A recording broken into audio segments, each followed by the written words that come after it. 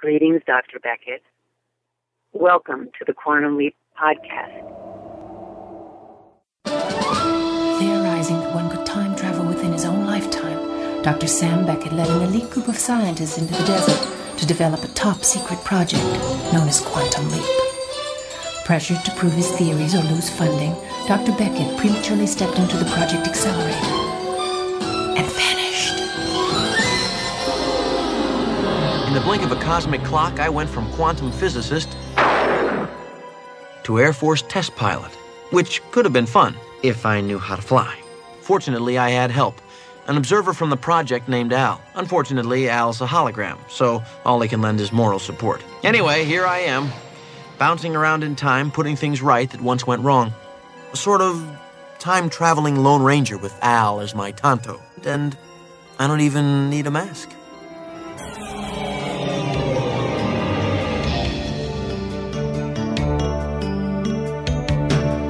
You are listening to the Quantum Leap Podcast. This is episode 12, What Price Gloria? I'm a woman. And I'm in love. Let's face it, you're a knockout. Would you stop looking at me like that? Sam, you better get used to it. You're gonna have to convince everybody you're a woman. No. Yes. No. Yes, that's the rule, Sam. This is sexual harassment. I don't know what that is, but I like the sound of it. This is hard on me, Sam. Oh. It's hard on me. I can't stop thinking about you. Time has packaged my best friend inside a goddess of love. He wants to marry me! He's already married. This is why you're here, Sam. He's leaving Gail. He was just waiting for the promotion so he could afford to fight for custody of the children. I'm getting married. No, she's not. What happens? When she finds out that Mr. Wrong won't marry her, she commits suicide. Hello and welcome back to the Quantum Leap Podcast. I'm Albie. And I'm Heather. And in this episode, we are talking about the 13th episode of Quantum Leap, the 4th episode of Season 2, What Price Gloria? We have a great episode today. In this episode, we have an interview with the co-creator, co-producer, head writer of Quantum Leap, and the voice of Ziggy, Deborah Pratt. Ooh, how exciting. It is a great interview. She talked with us for about a half hour.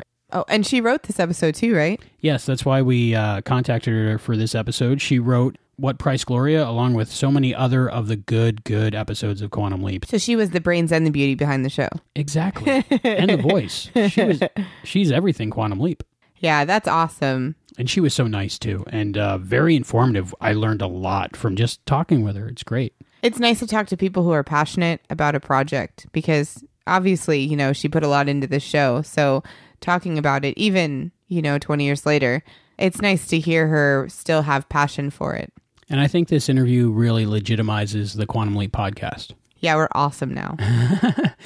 She didn't say, guys, stop doing that. She really liked the fact that we were doing it, so it's cool. Maybe Deborah Pratt's listening now.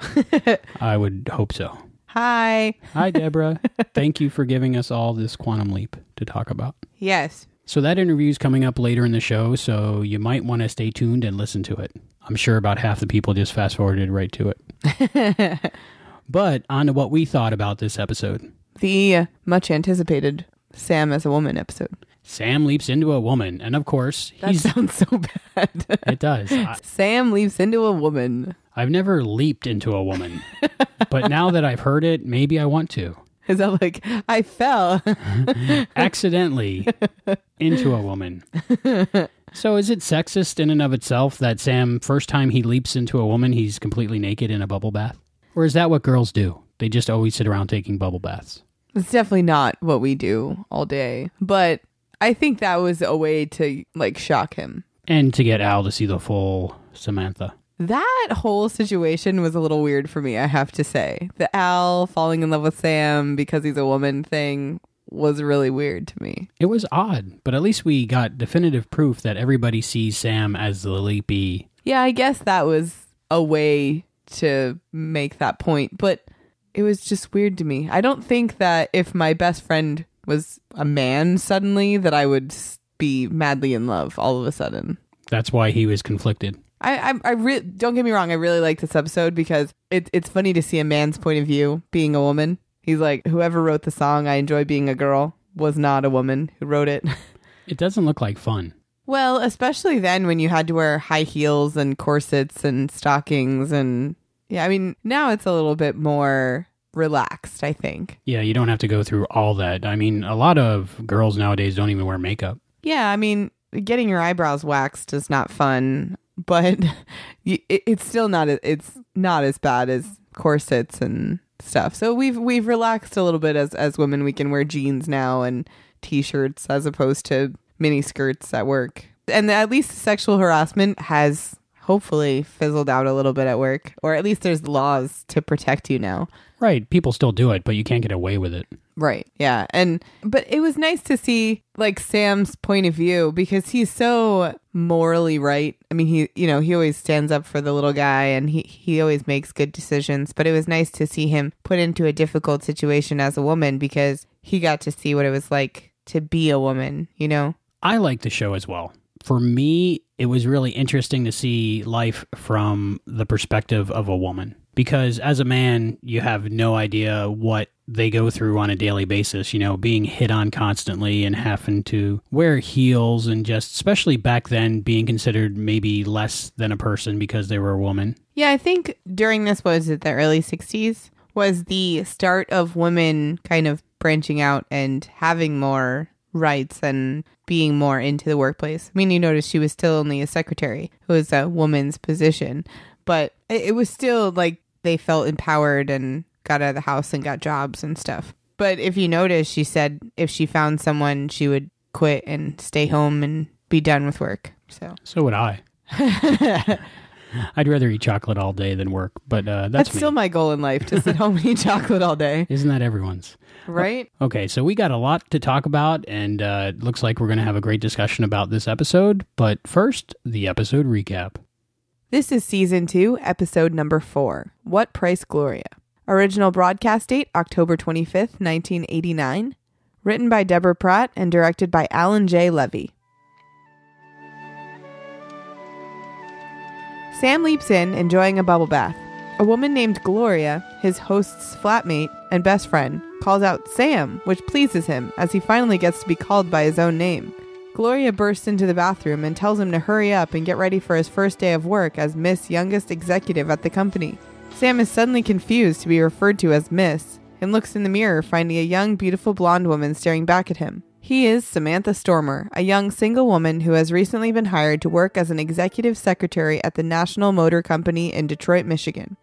Al arrives and is immediately infatuated with Sam. Sam now realizes that Al, like everybody else, sees him for the person he has leaped into, rather than himself. Al tells Sam he must act like a woman until they can figure out his mission. Gloria and Sam walk to the bus station, with Sam dressed uncomfortably in women's clothing and high heels.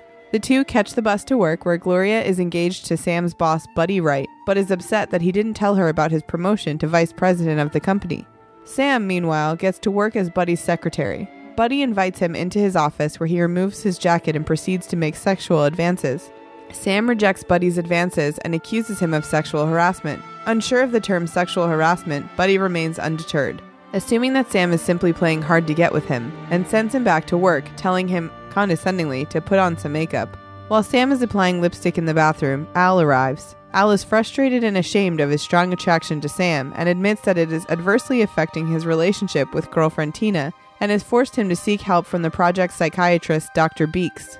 Gloria bursts into the room and excitedly proclaims that Buddy was keeping his promotion a secret to surprise her and that he is leaving his wife after the holidays to marry her. Al tells Sam that Buddy never leaves his wife and that as a result, Gloria commits suicide. Sam tries to convince Gloria that Buddy is the wrong man for her, but Gloria contests that Buddy is the only man who has ever made her feel special. Sam says she shouldn't need a man to make her feel special. Gloria tells him that Buddy is coming to the apartment to discuss their future. Sam tries to make her realize that Buddy has no long-term interest in Gloria, but is just using her for sex. However, Gloria refuses to listen. When Buddy arrives at the apartment, he asks Sam to take his dog for a walk. Sam reluctantly does so and is joined by Al, who remains testy because of his infatuation for Sam. Sam is frustrated that he must wear uncomfortable women's clothing, put up with unwelcome advances from men, deal with his best friend's crush on him, along with the fact that Gloria will not listen to his advice. The next morning, Gloria is feeling happy after spending the night with Buddy. Sam tells her that Buddy will never leave his wife, no matter what he says. Gloria becomes angry and accuses Sam of being jealous because Samantha has never found a man who loved her for anything other than her body. Sam tries to explain to Gloria that he doesn't want to see her get hurt. Gloria asks Sam to try and accept her relationship to Buddy. Sam gives tacit approval, but only because he needs Gloria to accompany him on a prearranged double date the two have organized. Gloria's date, Parker, is a straight-laced, recently divorced man who says meeting Gloria has made him happy again, while Sam's date, Dick, is a sleazy, lecherous type who makes repeated unwanted advances on Sam, including grabbing his knee. Sam uses his purse to slug the man in the face and knock him to the ground. Sam leaves the table to talk to Al, who tells him that Gloria will commit suicide tonight. Gloria notices Buddy and his wife enter the restaurant and be seated. While Buddy is away, Gloria approaches Mrs. Wright and offers sympathy for their divorce she is undergoing with her husband.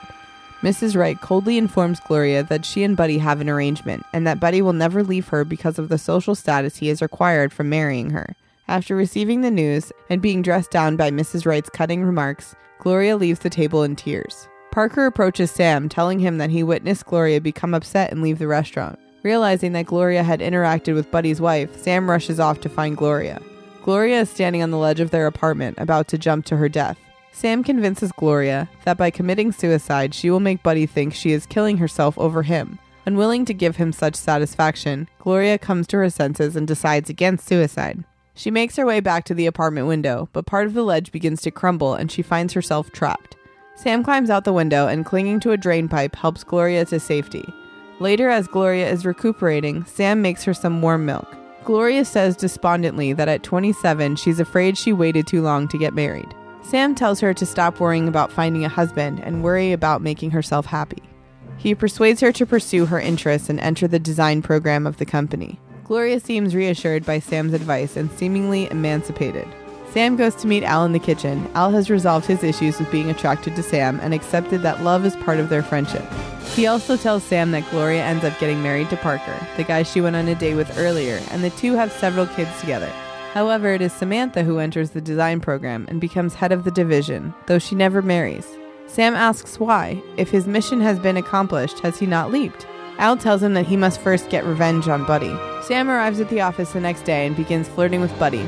Buddy, thinking he has finally succeeded at seducing Samantha, proceeds to reciprocate. However, Sam quickly informs him that he is a man. Horrified by the revelation, Buddy begins to back away, and taking advantage of his confusion, Sam throws a punch and knocks Buddy in the jaw, sending him to the ground. Satisfied with his vengeance, Sam is then able to leap.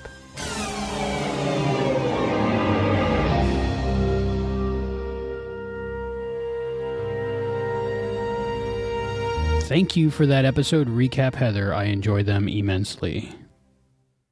You're welcome, sir. So in the episode recap, I like the part where it says, Sam is frustrated that he must wear uncomfortable women's clothing, put up with unwelcome advances from men, deal with his best friend's crush on him, along with the fact that Gloria will not listen to his advice. I have to say, that is like a daily day in the life of a woman problem. Like, that's what we deal with every day. There's at least one of our guy friends that has a crush on us. We have to wear uncomfortable clothes. But one of our girlfriends is always crying over a guy. That's a day in the life. It really is. So Deborah Pratt got this being a woman thing right. Not that shocks me, but I didn't realize until I was reading the episode recap that it really is kind of like that. Just to hear it summed up like that. Wearing uncomfortable clothes. One of your best friends is in love with you. The other best friend, that really, though, in reality, that's kind of how it is every day. Watching this episode, I kind of felt a little bit guilty just because I know I've hit on women before like those guys in that episode. Probably not as crudely or as direct because you can't do that anymore. But when you're a guy, there's always a thought in the back of your mind. If I say the right thing right now, she'll invite me to her apartment. I'm pretty sure you say those crude remarks to me all the time. Not on the air.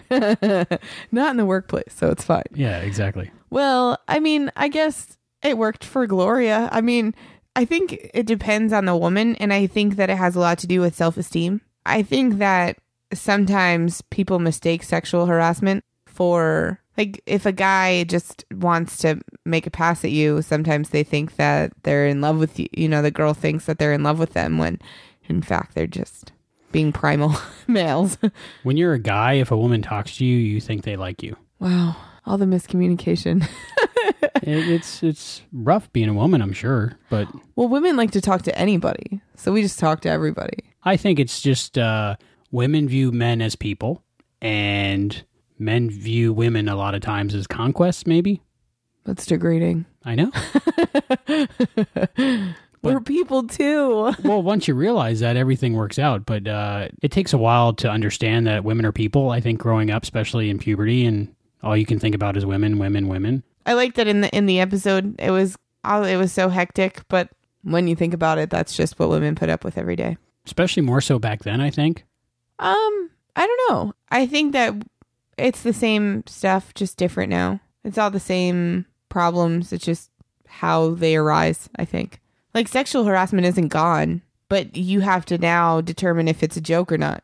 You know what I mean? Like, there's that line where it could be a joke or someone's crossing the line. And I think that you have to determine that now, that everyone's a little bit more casual, I think, with sexual attraction and everything like that, that you have to determine if their joke is appropriate or not for work. And some people get really bent out of shape by comments that are made, and some people don't get serious enough about it. What I did eventually at work was just let women know if I was attracted to them and leave it at that. That way I'm not pestering them or bothering them, but I'm putting it out there, and then I totally don't talk about it anymore, which I found works the best. Like a little advice for guys out there. If you just let them know you're kind of interested and then ignore them, it's much more effective than pestering them, I think. Oh, yeah. Because if you get pestered, you're like, leave me alone.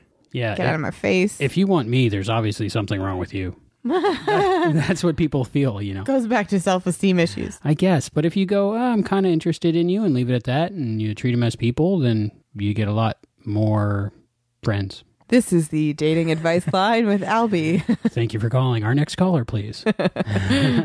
No, but I totally agree, because if there's somebody who won't stop bothering you, you don't even want to be friends with them, let alone date them, because it's a little scary. You know what the ironic thing about that is? Once you realize how to get women, you have a woman, and you can't use that skill anymore. You use it once and you're done. It's true. Hopefully that advice can help somebody out there. See, you just had to learn it for other people and spread the word. You just say to a woman, I find you interesting. You seem like you'd be fun to hang out with. That's all you have to do. And they're like, oh my God, he likes me. And he just walked away. Yeah, that's it. Oh my gosh, I need to be with him all the time. And then you become the clingy, obsessive one. Or the girl becomes the clingy, obsessive one. And it works. I really love this episode. When I knew it was coming up, some of our listeners got really excited. And I got excited about it, too, because I saw it was written by Deborah Pratt. And she had written in a previous episode we talked about, The Color of Truth. So I knew it would be pretty good, because she's a good writer. I've been looking forward to this one since I saw the preview for it the first time. The mislead. And we had to wait and wait and wait. I know. But we finally got it. Yeah. And it's a lot different than I thought it would be, in some ways. How so? Well, I didn't expect the Al attraction. But I have to say, I was really unsure about that while I was watching it. I thought it was a little weird that all of a sudden Al is attracted to Sam, and I just thought it was really weird. And they're talking about homophobic feelings, and he has to go to therapy, and I just thought that whole thing was weird. But then after the fact, I thought about it. And though it was kind of weird to me at first, it totally portrays the friend zone. If you're a guy and you have this best friend and they're gorgeous and you love everything about them, but your friend's like, whoa, whoa, whoa, whoa, whoa, we're friends. That was basically what this was. This was the friend zone. Al was in love with his best friend, who was a woman, and Sam's like, whoa, buddy, you're my friend. We are just friends. We're better as friends. And so it kind of portrayed what it's like for a girl to have their guy friend in love with them, and they're like, what are you? No, you're like my brother. You're like my friend. This is not okay. This is just super weird. And that, I didn't really see it as that when I was watching the episode, but that's kind of how I viewed it afterwards. Do you agree with that? Yes, and it brings up the When Harry Met Sally question, which is, do you think men and women can be friends? I think that there has to be boundaries if you're going to be friends with a guy. Like, I don't think that you can go have lunch with a guy and go to movies with a guy and hang out with a guy all the time and not have something else there. Like with Harry and Sally in the movie, like they hung out a lot and they were like best friends and really, really close and talked on the phone all the time. I think you can be acquaintances with a guy without there being either one side or the other attraction. But I think that if you become really close to the guy, that there's got to be one side or the other or both sides attracted. At a certain distance, I think you can be, I don't know if you would call it acquaintances, maybe more than acquaintances, but not quite friends. What I got out of this episode was Samantha was being sexually harassed at her job, and Sam was being sexually harassed at his job. I didn't see it like that, but yeah. Well, Al was doing really good, though, for Al. I mean, he tried to restrain himself. He was being honest with Sam. He didn't throw Samantha down on the bathroom floor, is what you're saying. Right, and he wasn't trying to make rude at the first encounter, he made kind of like rude passes at Sam. Not really passes, but at least rude comments. Or were they rude? I don't know. He was making crude remarks about her appearance, Samantha's appearance.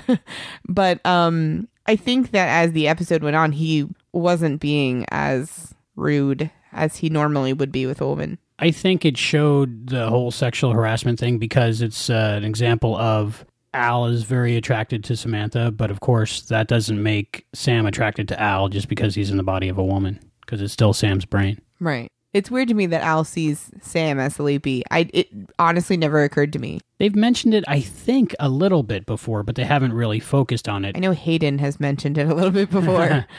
And from what I understand, it's going to flip back and forth in the future. So there's no rules to this show. Well, what Hayden had said is whatever the episode necessitates, that's what we see or what Al sees. I guess that makes sense. And there's a lot of discussion about who's in the waiting room and who's actually in the past and whose body or personality, and there's a lot. It makes sense, though, to me to have obviously it's just Sam's consciousness going into her body and her consciousness going into Sam's body. That makes sense to me. I know that we had talked about that in the beginning when I was not even sure how this whole thing worked. I don't think anybody's sure how this whole thing works. Well, they at least talked about it this time. Like, Al kind of said, this is how it goes. And he was like reminding Sam, like, remember, this is how it is. So just to clue us audience members into the way things are. But I like to know more about the project because we don't really get to see much. I want to see like that side. I want to see the chick in the guy's body freaking out. Like, what is going on? In my conversation with Deborah Pratt, I didn't get a chance to ask the technical questions I wanted to because our conversation went so well that the time just flew. And I only had her for a half hour, so I couldn't get the answers to who's really in the waiting room and if he vanished, why is he still there, and all that stuff I wanted to ask. So if I talk to her again, hopefully I'll ask those kind of questions. Do you think that they have all the concept mapped out for that? I mean, do you think that they sat down and answered all those questions just to write around that? If they did, I haven't found it because I've read a lot of books on the making of it, and it just seems to be the rules fluctuate. They definitely do. I think it's just because it's an older TV show and it was meant to entertain somebody on a Wednesday night, and there wasn't supposed to be podcasts about it. Right. They didn't realize the fanaticism that would happen later on. That's usually how it works. Now, when you make a show, the fanboys are going to be out there dissecting everything every time an episode airs. So you have a set of rules and a show Bible and things that you can do and can't do. And you better make sure your dates and facts and everything are right because someone will call you on it. That's one of the reasons why, say, Star Trek, for example, when it got into hundreds and hundreds of episodes, they had to actually have people on staff that knew everything about it to be a continuity checker, to know the universe and know to not violate the canon. This show, it was made at a different time and it was more for entertainment, and you can just say wibbly wobbly, timey wimey, and that explains it all. That explains so much. So Sam's in his bubble bath and he hears his own name and he was pretty happy for the moment. He's like, I'm going to be called by my own name. There's just one little catch. If only he really knew. That scene for me, that opening scene, was a little weird because that same scene that aired at the end of season 1 was just a little bit different than this scene. It was the same scene, but done differently. I didn't even remember that. So it was interesting to see that, but I can see why they did it. Probably just a different edit of it. They probably had different takes. And sometimes it happens when you're doing a preview. You'll see something that doesn't end up in the final cut. Or they just said, you know what? Let's use this one instead. This one looks better. And that was 8 months ago, and nobody will ever see that again. Yeah. So what did you think about Scott Bakula in the bubble bath? He was very hairy. Right? I think he might have let all his hair grow out just for this episode to be funny. I don't know. Speaking of the hair, he needed to put on some stockings. That would have been a little bit better. Towards the end of the episode, he did. Yeah, I know. Well, after I think Gloria made the comment, but in his dress with no stockings, I was like, oh, buddy. I think there's a little mini arc in this whole episode just about how Sam is getting more comfortable as he goes along being a girl. He's starting to enjoy being a girl, like the song, because he starts off with no makeup. And then by the end, he's got nail polish on his hands and toes. He's wearing stockings. He's got his hair done. He's got earrings on, all this stuff that he's really getting into it. So by the final scene where he's trying to seduce Buddy, he's full on women garb. Well, like in the past, he does take on some of the persona of the Leapy. So that could be it too, because I doubt he would suddenly know how to paint his nails or put on makeup or do his hair.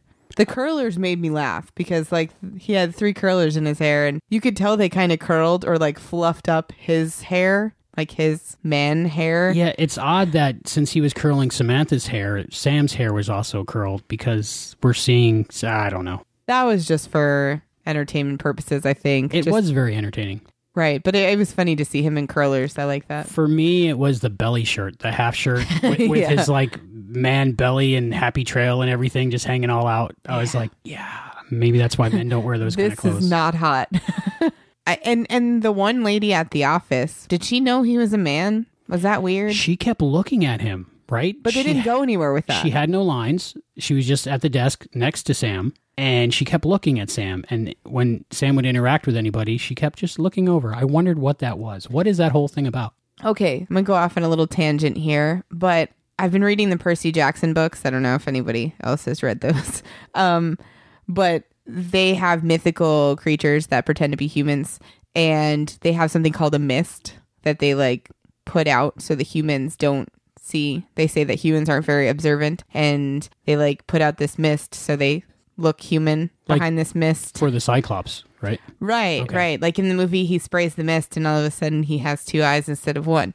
But I don't know if that's kind of like if she looks a certain way, he's a man, but if you don't really look, he's a woman. She seemed fascinated. Yeah. She might have. Some people can see him as him, so. But you think she would have said something. Her and the dog. Or screamed or ran away. Well, that's what I'm saying. Like, it was like she saw something different, but she didn't know what.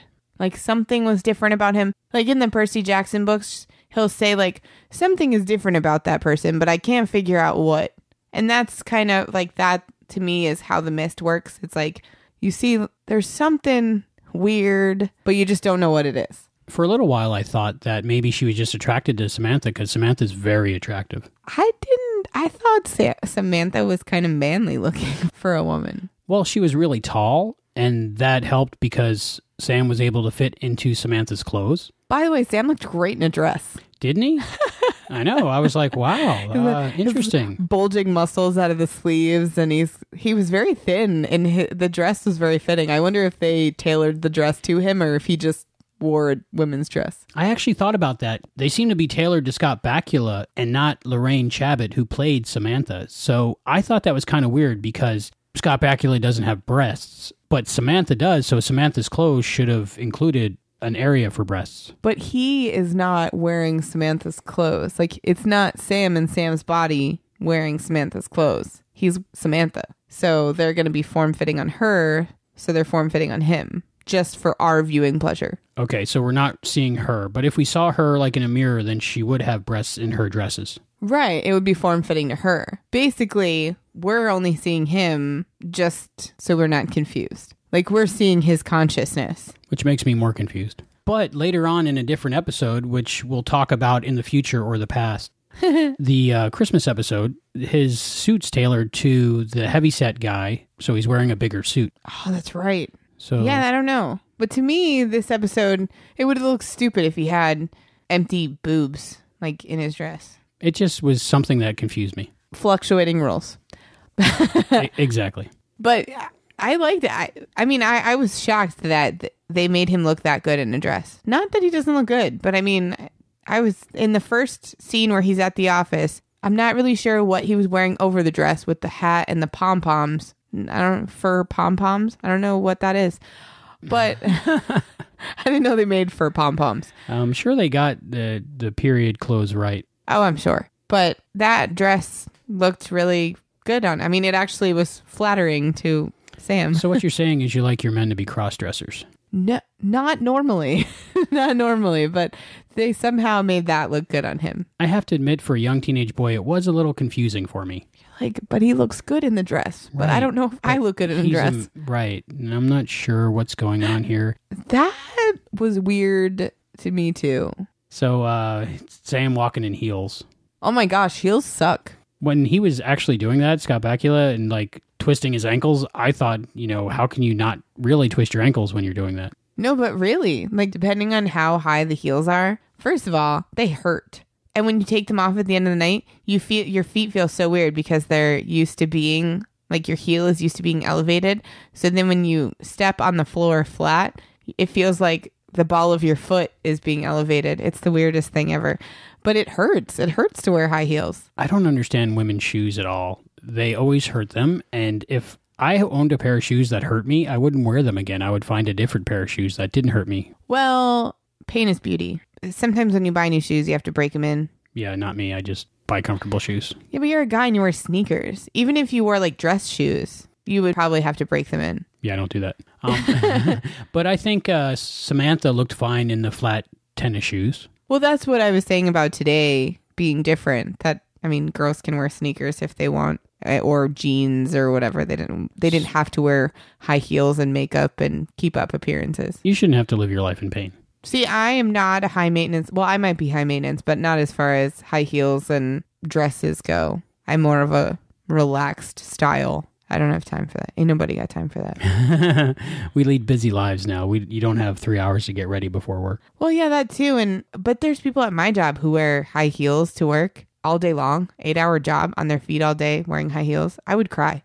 My feet hurt in sneakers. I would love to see you wear high heels at your job all day. Maybe if they have cross-dressing day. I'm not opposed to it. It just doesn't look comfortable. I like the non-skid high heels. Do they make those? Looks like a pump, feels like a sneaker. That'll be the new infomercial. That's like pajama jeans. I would wear those. Samantha Stormer. That name to me sounds like a superhero. I was going to say a romance novel character, but either one. Something like more than a normal name. Yeah, it doesn't sound normal. Samantha Stormer, here to rescue the day. I really loved the actress who played Gloria. Yeah, she did a great job. She was very good at all her emotional scenes. Her name's Jean Segal. She's the sister of Katie Segal from Married with Children, Lost, Futurama. Wow, I didn't even know that. I did not know that. I found that out before the 4th time I watched this episode, but watching it this last time, I could really tell the family resemblance. I thought she did a really good job with that character because I really believed that she was going through all these emotions and the crying and at the end, the wanting to commit suicide. Can I mention that? The suicide aspect in this episode. There's a lot of suicide so far in Quantum Leap. I wonder if personally there was a suicide in their family or if one of them had experienced wanting to commit suicide. Something to find out. We'll see if that keeps coming in future episodes or not. Suicide is a big issue. When you feel like, I guess this was her first real love, what it sounded like anyway, and I know it's really depressing after you break up with the one you thought was the one anyway, but I don't think I've ever thought about dying over a guy. So I guess Sam put it in good perspective. He's like, do you really want to give him the satisfaction? Really make him think that you died for him? She was like, no. Do a lot of women date married men and think that they're going to leave their wife for them? Yes. I actually have personal experience in this. Well, okay, not personal experience, secondhand experience in this All right, situation. I'm intrigued. I have a friend who seems to think that, I think she thinks it's a competition, and I think it stems from self-image issues or self-esteem issues, and it's like you want to win. Like, here's a guy who is happily or unhappily married, and you either initiate it or he initiates it, and you're like, oh, okay, well then if he picks me over the other girl, then I win. And if he doesn't, then it's usually disastrous because you lose to another girl. It majorly affects you either way, because if you lose, then it's crazy depressing because you're obviously not as good as the other one. When usually in reality, it's because they're too lazy to leave, or it's easier to stay, even if they're miserable.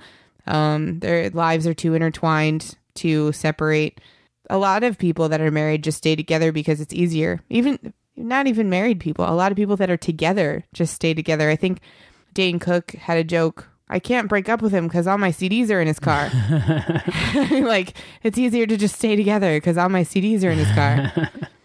But I mean, like in reality, if you live with someone and, you know, the thought of, well, if I move out on my own and they can't pay my bill, or, you know, I can't pay my bills on my own right now, I have help paying my bills, you know, obviously this guy didn't have that problem with help paying his bills. But I mean, the social standard and everything, they had a good thing going. They have the married side of it where the house is being taken care of or whatever, and you have that whole side of being home, and that's all, that part of it is taken care of. But then on the other side of it, you have that fling, exciting part of your life where that need is being met also. I think there was a quote one time that said, your wife can satisfy 80% of your needs and your mistress can satisfy 20% of your needs. But if you leave your wife, your mistress can still only satisfy 20% of your needs. So you're still losing out when you leave your wife. That's why most guys never leave, I think. Well, I think that it looks fresh and exciting to leave for the new woman. But then again, like, your wife is your home and your life. And I mean, I can't speak because I've never been in that situation, but I've watched this situation come up and crumble plenty of times. The character of Gloria in this episode really reminded me of Carrie Fisher's character Marie in When Harry Met Sally. Oh, yeah, that happened there, too. The whole movie, she thought he was going to leave his wife, but of course he wasn't going to. Well, I think that you convince yourself that the behavior is okay. I think that's the same thing as like a verbal or physical abuse situation where you convince yourself that they love you, or you convince yourself that they don't really mean it. But you can convince yourself of a lot of things when you're in a pretty bad situation. So Gloria was convincing herself that Buddy was going to leave his wife. Well, and he was convincing her too. I mean, she wanted to believe it, so it wasn't hard for him to convince her. But all he had to say was, oh yeah, I'm going to leave her after the holidays. But Sam had a good point. Okay, well, there's Thanksgiving and then Christmas and then New Year's and then Valentine's Day and President's Day. And Gloria was like, President's Day? But I mean, that's how it happens. It always shows up on sitcoms. And even in When Harry Met Sally or Look Who's Talking. Oh, I have to wait until after this happens and after this happens, and then I'll leave my wife. And then it never comes. Well, you could see some of Buddy's game, his techniques on hitting on women, by lying about his relationship with his wife when he hits on Samantha and tells Samantha that his wife is so drunk when he gets home that there's no relationship there. Which could be true. But leave your wife first and then go looking for someone else. You need to not be a coward and jump from one comfort to another comfort. If you want to not be with your wife, stop being with your wife, not go to another woman. You know what I'm saying? Like, if you don't want to be with someone, don't be with them. But another person shouldn't influence that decision. Take away all the other people. And if you don't want to be with your wife, you don't want to be with your wife. But it's usually easier to work on your problems with your wife than start a whole new life. Well, he was never going to leave his wife because I think his wife said the status and money that he got from the marriage. Oh, yeah. And that's usually, if it's not status and money, it's something. There's always some reason to stay. And especially when there's kids involved. I don't know if they had kids, but usually when there's kids, then it's, well, if you leave, then you have to have a custody battle and you got to figure out when you see the kids and all that stuff. And it just gets too complicated. Buddy was getting caught all over the place. He was hitting on Samantha, and then that same night, Samantha sees him kissing Gloria. So he was getting caught there, and then he gets caught by his wife when Gloria introduces herself to his wife. First of all, why didn't Sam say anything about Buddy making passes at him? It would have been a good opportunity. I've seen that before done in shows, and the girl goes, "You're making that up to make me mad at him." Or she could just end the friendship right there with her because she would think that Samantha was initiating it. Right. So then Sam wouldn't have a way in to stop the suicide. Right. But also, the fact that Gloria walked up to the wife, holy bold move. Like, that is just not cool. I personally just don't think that I would have the gall to do that. I think she was a little naive and truly did believe Buddy saying that the wife knew about it and they were going to get separated. It was so funny. I'm watching and I'm going, don't do that. Don't do that. Don't do that. But she needed a reality check. I mean, really. Because when you mess around with a married guy, chances are he's not going to leave his wife. You just should know that. And I think women usually leave their husbands for other guys more so than men leave their wives. I mean, I haven't seen women leave their husbands as much because I'm not really in that situation. I actually don't have a lot of married friends, but I think that it's more common for a woman to leave their husband for someone. I knew someone who they were both married and cheating, and the woman left and the guy didn't leave. I think that's a very common thing, obviously not just today's society. Do you think back then or even today that a woman in that situation would think about committing suicide just over a guy in a stupid thing like that? Oh my gosh, yes. And not even just back then, today also. Depending on how you view yourself and what you think your options are, you could want to commit suicide over anything. I mean, there's kids that commit suicide because they're bullied at school. Don't commit suicide. Not a good idea. Not a good option. Well, like Sam said, it doesn't make it better. You think the pain will stop, but then you don't have any more options. Like, you can't make your life better once you end it. Right. After the end of the story, there's no PS. I think a lot of her motivation had to do with her age, and she thought this was her last shot, which is not true, because you can meet the love of your life at any time in your life. Well, but going back to that decade, or even before that, especially before that, you were kind of an old maid by the time you hit 30. It was a higher risk to have children. It was nowadays with our technology and the fact that women are so empowered and have more rights than they did back then. A lot of women have careers first and then settle down and have families. But back then, that wasn't the case. When you hit a certain age, you were an old maid. I'm glad it's not like that anymore. Can I say that I understand it completely, but it bothered me that Gloria married the next man she basically dated. Oh, see, that didn't bother me because I thought maybe they just hit it off. Well, I liked him. That's why it didn't completely bother me because he was a nice guy and I liked him and he was already divorced. That's a good thing. She wasn't going after a married guy again. Right. But I thought it was going to go a different way with Sam saying, like, you don't need a man to be happy. But also at the same time, I feel like if you meet the right person, then they become your happiness too. So it didn't bother me really, but I just thought it was kind of weird that she ended up marrying the next guy that she met. Sam says women are masochists.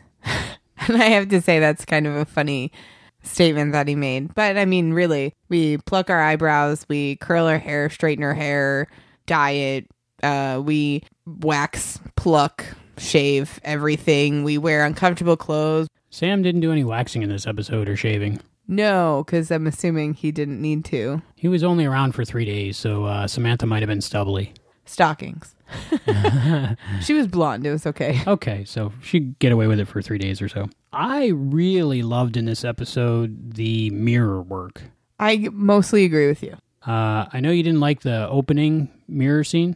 Right. Well, their hands didn't match. Didn't match up quite. No. But the lipstick part, that was dead on. Yeah, that one was good. I didn't even think about it. Like, that's how good it was. I didn't even think. The most amazing one to me was when Gloria and Samantha are in Samantha's bedroom and she's getting dressed. And there's that full mirror on the wall, which wasn't a mirror because, of course, then you would see the camera. It was actually 2 rooms doubled up and reversed. And for the longest time, the first 2 times I watched this episode, I'm like, there's no way the visual effects were that good. I don't know how they did it. How they did what? Well, in the room that we're in as the camera is Scott Bakula and Jean Segal playing Gloria. And in the mirror is the actress Lorraine Chabot playing Samantha and also Jean Segal playing Gloria. My mind was blown and I couldn't understand it. Then I remembered back to an episode of Buffy the Vampire Slayer, which was called The Replacement, I think. And Xander Harris, played by Nicholas Brendan, same kind of thing. The visual effects were so amazing that there was two of them, and I couldn't tell where like the lines were, the green screen was, the split screen was, and I was like, this is amazing. So I did research on that episode, and I found out that Nicholas Brendan has a twin brother named Kelly Donovan. So that's how they did that episode. So then I was like, okay, if Jean Segal has a twin sister, now I know how they did it. So our researcher Juan, when he sent us all the research, guess what? She has a twin sister? She has a twin sister named Liz. What do you know? So amazing. I don't know if they hired Jean Segal because she had a twin sister, or while they were setting up the show, she said, I have a twin sister. This would make a great effect. I don't know how it happened, but very impressed with that whole mirror scene. Every time I watch it, I like it. I didn't even think about it that way. When something is that good, I don't think about it. You know what I mean? Like when something is just that awesome, I'm just like, this is perfect. But I don't even go, how did they do that? That's totally your area. And now that you say something, like they did do really good on that. Well, I was so fascinated because Liz and Jean did such a great job. I don't know this for a fact, but I'm using all my experience of what I know behind the scenes to come up with this. But they did so good matching, and their faces were exactly the same. That's what I didn't understand. Like if they blocked one of their faces maybe with the angle and did it over the shoulder, you could use a double, but their faces were the same. There was only a little slight mismatch in that scene, but that proves that it wasn't a mirror, it wasn't an effect, and it was two different people. But I was just, when I watch something that good, I get a little bit taken out of the story because first I'm confused and I have to figure it out, but it's just a great job. You were definitely the technical part of this team. I just enjoy the behind-the-scenes stuff. I enjoy learning the how and the why. They did a scene like that in Terminator also because Linda Hamilton has a twin sister. So when you have that as a director or producer and the knowledge of a twin, I think you go, we could do something really cool here. I wonder if that's like a plus on your resume. I would say under special talents, have a twin sister. So if we're doing some kind of weird mirror thing, there you go. Yeah, and starting with the mirror scenes in season 1, they've gotten so much better. Very impressive. Yeah. I can really tell that, like, especially the lipstick scene, they must have done a lot of rehearsing to get that accurate. Because even both of the lipsticks matched up. Yeah, they did do really good with that one. I noticed in this episode there was a lot of shots of Scott Bakula's butt. That's because the men were looking at her butt. So, you don't really notice shots of women's butts as much because they're all over the show. But when they're showing Scott Bakula's butt in a skirt, it's like, that's interesting. He didn't have a bad butt. Bad butt.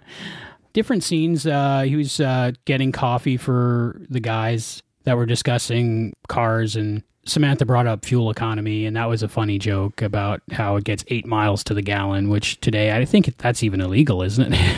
Well, but they also paid, 12 cents a gallon? Right. I mean, it still evens out because now we pay almost $4 a gallon, so. There were no thoughts back then that fossil fuel would eventually run out or be $4 a gallon.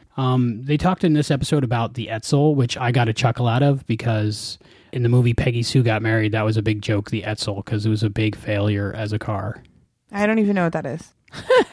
It was so much of a failure that I don't even know what it is. It's a car, and it became a punchline to a lot of jokes back then, the Etzel. Right. That just reminded me of another time travel movie, Peggy Sue Got Married. I haven't seen that movie in a really long time. That's one of my grandma's favorites. I love time travel movies. I didn't even know that was a time travel movie. You need to watch it again, probably. Probably. Well, there's a point where Sam looks up and he apologizes to God, fate, time, or whatever for whatever he has done to deserve being a woman. Has there ever been a moment where you're like, I am so sorry, karma, because I never want to be in this situation again, so whatever I did, I'm sorry. Every day at my day job? Yeah, I get moments where I'm like, oh my gosh, that repaid everything I've ever done. Sam was having an emotional time dealing with the whole situation of being Samantha. Even when she was getting coffee and she was saying, I like light beer, microwave popcorn, and I want to watch a video. And that's when Gloria asked if he was PMSing. Right. So do you think Sam was having such a rough time because of all the emotions of the Swiss cheese part from Samantha? Or do you think it was just the situations that Sam was put in because he was a girl and the whole outside world was trying to really get something from him? That's a good question. I think that being a woman, if he was like to truly experience being a woman, you have a ton of different things on your mind. I'm pretty sure we think about a million things at once, and I don't think guys do. We'll see, we're like, okay, we need this at the store, and we need to do this, and got to switch the laundry, and got to make sure the kid's okay, and tomorrow at work I got to do this, and it's pretty bad. It's probably why we don't sleep a lot, because we lay in bed and think about all of those things. But I think that he probably was experiencing some of Samantha's emotions too. I don't know if he was necessarily PMSing, but it's possible because physically he was a woman. I think that with physically being a woman, he would have all those emotions as well. Is that what you think? I think if I was suddenly put in a position that women deal with on a daily basis, I would probably be stressing out as well. Yeah, because he didn't handle it like a guy. Like, if you were put in that situation, you'd probably be like, whoa, dude, calm down. I've been sexually harassed a few times in my life, and always by women I did not find attractive. So, of course. So no offense to anyone who has sexually harassed me. Hey. But I understand a little bit of how that would feel. And if it was coming from everywhere at once, I think I would be like, I don't want to leave the house. Yeah, I don't know. I think that it was overwhelming for him. But I think some of the emotion from physically being a woman had an effect on that. Scott definitely doing a good job in this episode. Yeah, he pulled off a dress well. He pulled off being a woman well. That was good. I wonder if we'll get to see him as a woman again. Well, I have to say, the only thing that was off-putting was the hairy cleavage. You don't like hairy cleavage? Well, when I think that it was on the blind date. I think that's when the hairy cleavage kind of came into play. Dick, I think his name was. Yeah, appropriately. was grabbing his hairy knee. I was like, whoa, that's weird. I love Sam's attitude towards his blind date. Like, I love that he's like so passive aggressive. I think he was just like, you shouldn't do that. I wonder if Samantha was even looking for a guy at all, because apparently she ends up not getting married. She adopts a daughter, but she doesn't get married. She doesn't end up with someone. Well, I think that she followed her own advice that you don't need a guy to make you happy. So maybe if Deborah Pratt had written her that she does get married in the end, it might have been kind of incongruent with Samantha's beliefs. Yeah, I think that if both women were to get married, that it would go against the message of the episode. Right. It might be saying you still need to get married to be happy. Right. But I think she ended up happy. She had a daughter and a good career, good life. I think that if you meet the right person, getting married is a good decision. But if you don't meet the right person, getting married just to get married is a waste of time and frustration. When Al calls Sam a hermaphrodite, you think that was offensive to hermaphrodites? I don't think you meant it offensively. I was a little uncomfortable with that because I know that's a real issue that people have to deal with in life, and I don't know if they were making fun of that or not. I honestly didn't even view it that way. I don't really think Al meant it. He wasn't making fun of hermaphrodites, so I don't think that it was offensive, or at least it wasn't meant offensively.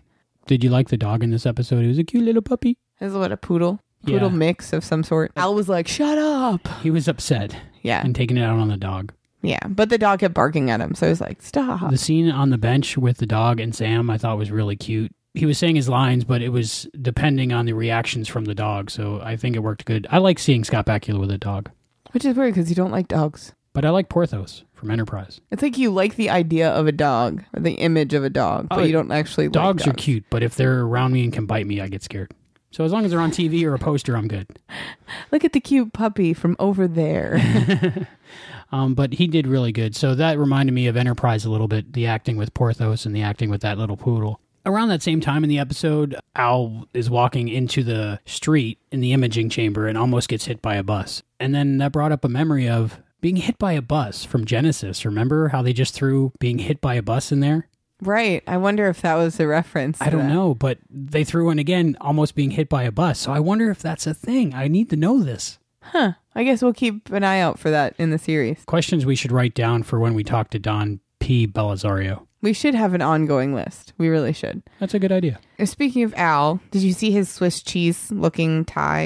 It was like, I don't know, that all it reminded me of was Swiss cheese. It didn't have holes in the middle, but it almost kind of looked on the sides like Swiss cheese. I have to be honest, I did not see that until after I read your notes. And then the last time I watched the episode, I'm like, it's such a Swiss cheese tie. I wonder if they just threw that in there because of Swiss cheese brain. It was really good. Yeah, I like that. I love Al's fashion in this episode. The white outfit to where he had the black buttons, and there was like a weird little material sash over the buttons that he had a button, and I was like, it's so unfunctional, but you never know in the future what they're going to do for style. They're like, let's just add a patch here and a little sash here, and for me it made it futuristic, and like the orange shirt he had, only every third button was buttoned. It was odd. Now see, I've read these coming-of-age futuristic stories like Hunger Games, and now I'm reading the Divergent series, and you see like Terminator and all these futuristic movies where they're kind of like dressed in all black. It's one way or the other. Either they go back to like Little House on the Prairie bland clothes where everyone's dressed the same. They're not the flashy futuristic clothing that we thought was going to be around in the 80s. But we do have lace-up sneakers coming, so... Oh yeah, the Back to the Future Nikes are coming. With the actual automatic laces? I know in 2015 I will be wearing my jeans inside out. I wonder how long that's going to last for you, because the pockets will not be functional. It'll be difficult. How do you get your wallet out of your pocket? You say, hold on, I gotta undo my pants. Dig through my butt crack? Like, yes. What do you do? It won't be pretty. Hopefully it doesn't last much past 2015. For an entire year, Albie's going to wear his pants inside out and have to figure out where to put his wallet. In his sock? In your Nikes, in your Nike high top. Maybe we have to sew on an extra pocket on the inside so it'll be on the outside.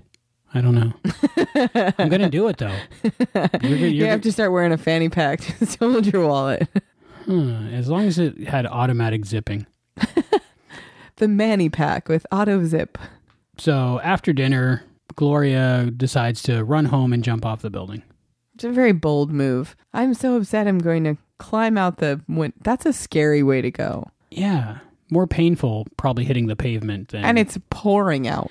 And it's only the second story, so she's probably just going to fracture a few bones or a lot of bones. She died. Oh, I guess you're right. She did die the first time around. It was pretty cool that Sam saved her. That was scary, though. It was, because it was real stuntmen. Instead of fake stuntmen. Real stuntmen. It was real people up on that ledge, and it was kind of scary. I think the reason why it was raining is because it hides the safety harnesses, and they hit them pretty well.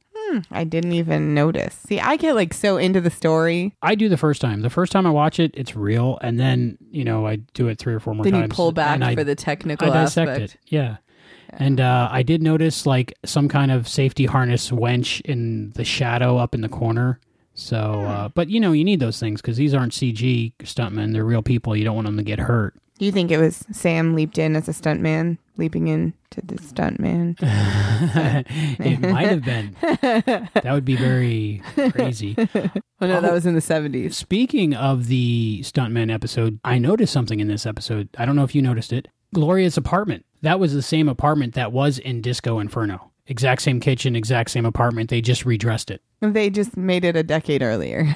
It could have been the same apartment. There's no reason it couldn't have been. Yeah, probably. But they reused that set and just redecorated it. Once I figured that out, I couldn't unsee it. I did not notice, so they fooled me. So watch it again and you'll be like, it's the Disco Inferno apartment. He's like, I want to be a stuntman. I'll have to rewatch it. And I think I've seen Disco Inferno like 4 times now. So I need to catch up. I need to make it the same for What Price Gloria. Watch it a couple more times. Her makeup didn't run when she was out in the rain, so it must have been waterproof makeup. Waterproof makeup is amazing. Until you go to wash it off, I guess. Soap. It's not soap proof. It's waterproof. So I mentioned earlier that the seduction scene kind of bothered me. It was weird. It was weird to me because I feel like revenge wouldn't be like, hi, I'm a man. Like that. I didn't think that was revenge for me. I feel like they could have gone somewhere else with their revenge. Back then, if you were, well, maybe even today, I guess, if you're a heterosexual male that's very homophobic and you're attracted to someone and you find out that they are a man. Well, see, but I know there was no way he could prove it. But I feel like there was not as much shock factor if he was like, hey, see, I'm a man. You know what I mean? Like that would have been like the ultimate revenge. But at the same time, wouldn't telling Buddy that Samantha is a man like affect her life? You would think. Because like she's going to come back and she still works for him. So what? She comes back to work and she really is a woman. And do you think he just avoids her now? Well, my whole thought is that Buddy wouldn't tell anybody that she's really a man because he's already told people, maybe in the break room that she's a hot chick. So then he would be embarrassed. So for pride. Or she stopped working for him because he's a total jerk.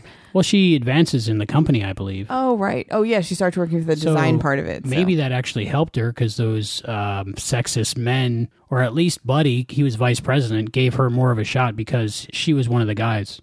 Yeah, I guess so. I don't know. It was weird to me that I like that he punched him. I like that Sam punched Buddy in the face because that was deserved. Do you like the violence? Well, not normally, but he really deserved to be punched. I thought it was weird that they actually played the little birdies flying around his head sound effects. Yeah, that was kind of weird. I like the part where he's like, I'm a man and I'll prove it to you. And Buddy was like, no. It was a good scene. I just wish the revenge had been different. I don't know how I would have done it. Like, I can't think of another way to do it, but I feel like it would have been better a different way. She did not look like a man at all. Samantha did not look like a man. She was tall, but she was drop dead gorgeous. Right. So I don't know how many men would be deterred by the fact that she was actually a man. Like, I just wish that they could have somehow proven that Sam was... Well, physically, I mean... you just wanted him to... No, but I mean, like, to Buddy, not for the screen. I just mean, hello, look at this. But there's nothing there because it's Samantha. I know. Well, I know or that. Or is there?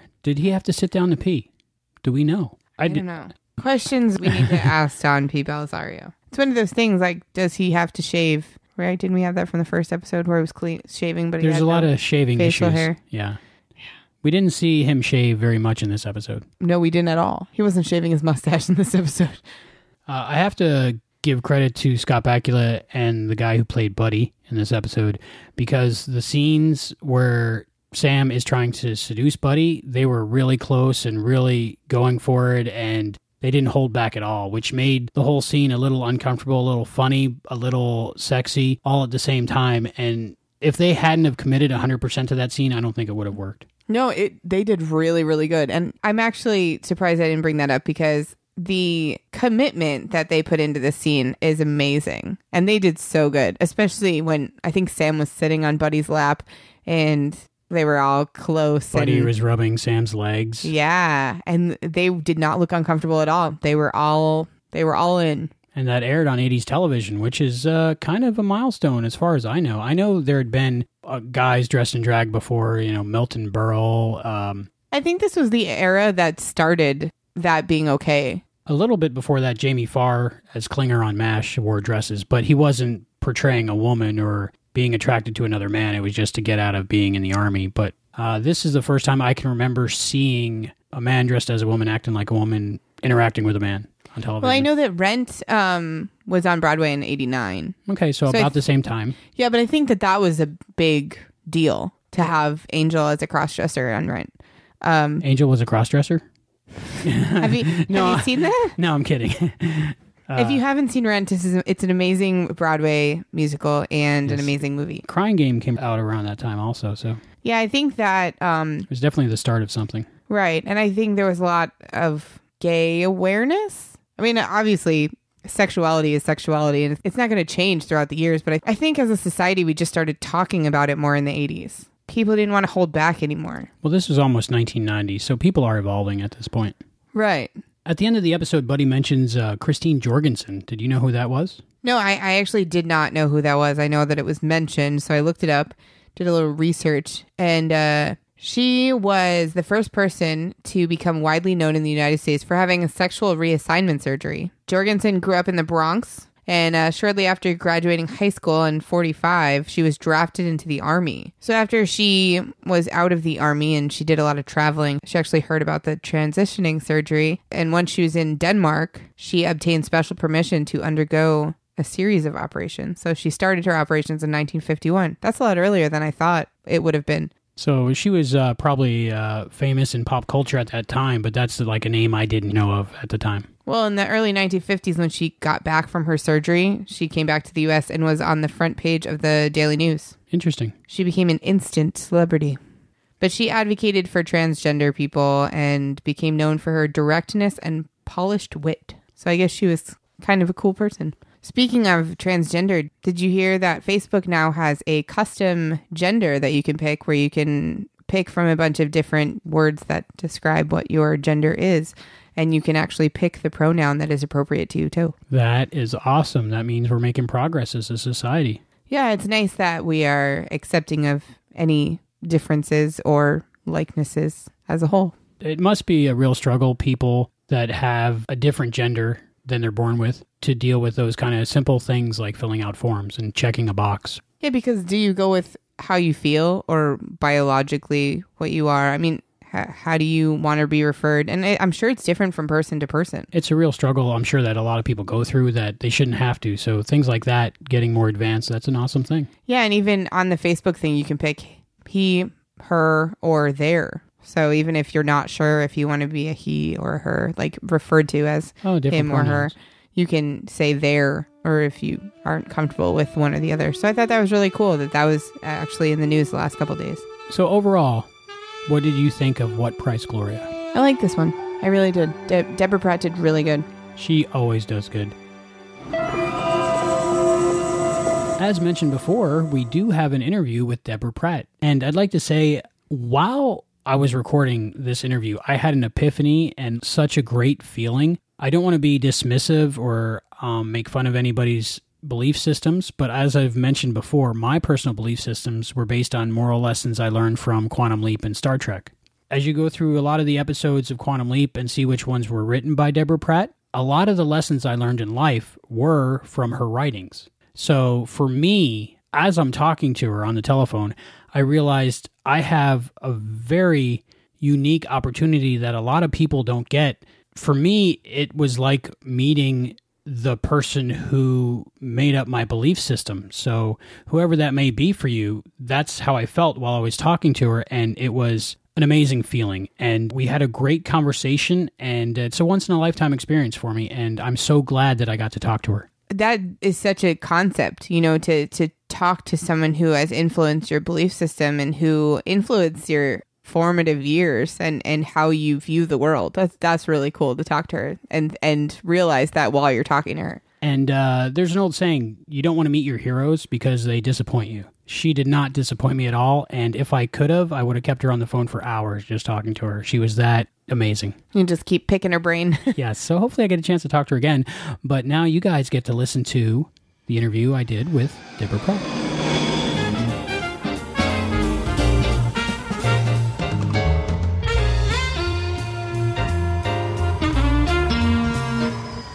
Deborah M. Pratt is a significant force in Hollywood. She's an American director, writer, television executive producer, and actress.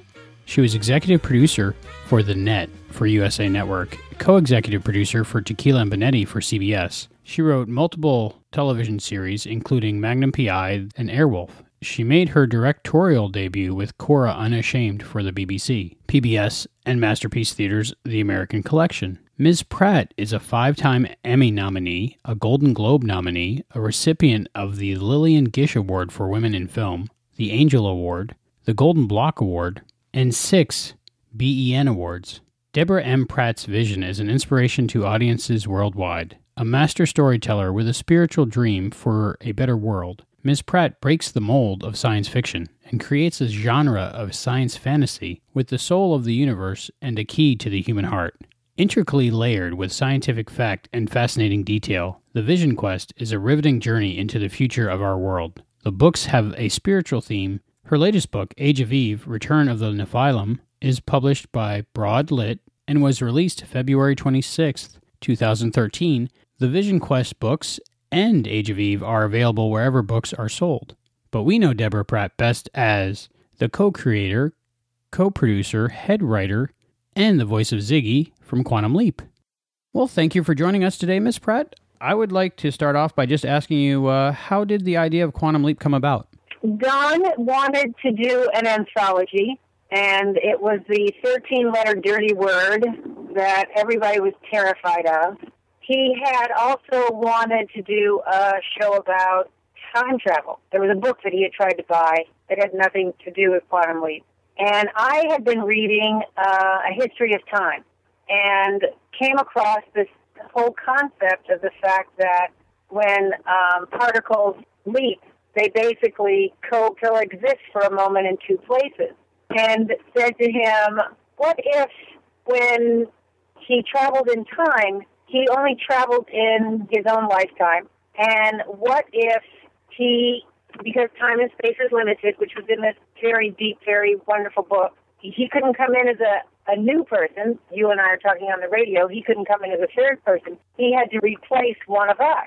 And Don said, well, what would that give us? And I said, Well, first of all, like the great anthology shows of Thriller and, of course, The Twilight Zone, you would have what people come back to, which is a reoccurring character.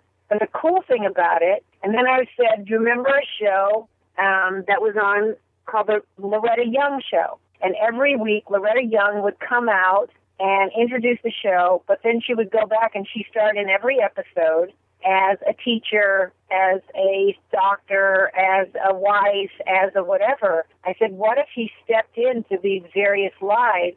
And Don said, oh, wow, and he'd have to find out who he was and why it was there. And so then we kind of started to build it from there.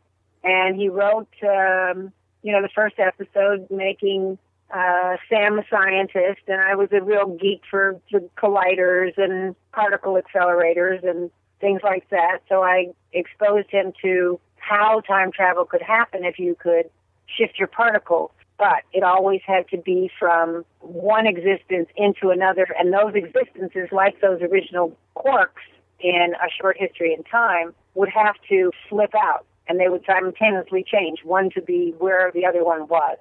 And it worked, obviously. Yeah, great idea for a series, and it turned out to be an amazing series and something that's in pop culture and everybody knows about. What's that like, being responsible for creating something that pretty much everybody on the planet knows about? It's an honor in the sense that it's a great show. It's morally based, so that you have a hero, and the hero goes out and makes the world a better place. It was exciting. It was exciting from a creator's point of view to come up with something that made, Thursday night or Wednesday night or whatever night we happened to be on, because we were on 5 different nights during our, 99 episode run. That made the world a little bit better. It gave people hope. The show was about hope, which I don't find on much television these days. As a writer, it was a dream because I wasn't writing a doctor show every week or a cop show every week. I could write wherever I wanted, from a drawing room comedy to a heavy drama to a socially informative storyline that said something about who we are as a society, who we are as people. I think that's my favorite part of Quantum Leap is all the episodes that have a moral or a message in them. Mm-hmm. And you're responsible for writing a lot of them. I think all of your episodes usually have something to say and are about something. And that's why we do this podcast now, is we examine each episode and we talk about what morals, messages, or meanings we can get out of it. We really appreciate you writing those episodes. Thank you very much. I feel like entertainment is such an incredible medium of inspiration that you can, like I said, make the world a little better through music, through film. And television is so intimate in the fact that we are invited into people's homes to tell a story. And why not question life and make them think and see another perspective? And I think Don and the network and the studio were very nervous at first. I think the first episode I wrote that dealt with it was What Price Gloria, where Sam leapt into a woman, and then we got such a great response from that when I said, let's write him into a black man in pre-civil rights South, they went, wow, okay, yeah. And we got to comment, and I think that was the beauty of the show, too, the ability to comment on the world historically from the perspective of a person living in present day. So we could talk about sexism and racism and all the isms that are out there. We did a show about gays. It was very, very cutting edge for its time, but no one felt threatened by it because it had happened in the past. So it was a safe zone to talk about life that still exists today and make you question those values, those morals, those realities, but from a safe distance. Do you think any of the topics that were covered in Quantum Leap have gotten better over the last 25 years? Well, they've definitely gotten better, but they're also backsliding. I mean, you look at a show like, again, What Price Gloria and women's rights. And right now, that's a very, very hot topic. And the fact that the government thinks they have the right to tell a woman what she can do with her body. We're living in a time where that's a question of civil rights. in that there are states right now that are trying to repeal what was fought for in the civil rights movement. So, yes, we move forward, but at the same time, there are those who are very powerful and wealthy who would prefer us to move backwards, who would prefer to take away those voting rights and women's rights and our health issues. I mean, we did some pretty incredible shows and tried to say something, and not just with the kisses in history, but, we talked about in a show I wrote, Sea Bride, about dumping garbage into the ocean. I mean, I always tried to interject some socially relevant information. In that case, it was just kind of in the background of a story, but it was a comment that Al made or a comment that Sam made that showed we have advanced because ships aren't allowed to do that anymore. However, there's a floating island of plastic bottles the size of, like, the state of Texas or something in the ocean. So there are things that the show can still make you question and think about. What's happening with the nuclear waste spill from Japan? Those kinds of things we have to keep evolving, I guess, is the point. Do you see a day in the future that all these things will just seem logical to everyone and not just a few of us, and the world will be a better place? Well, we would hope so, right? I hope so.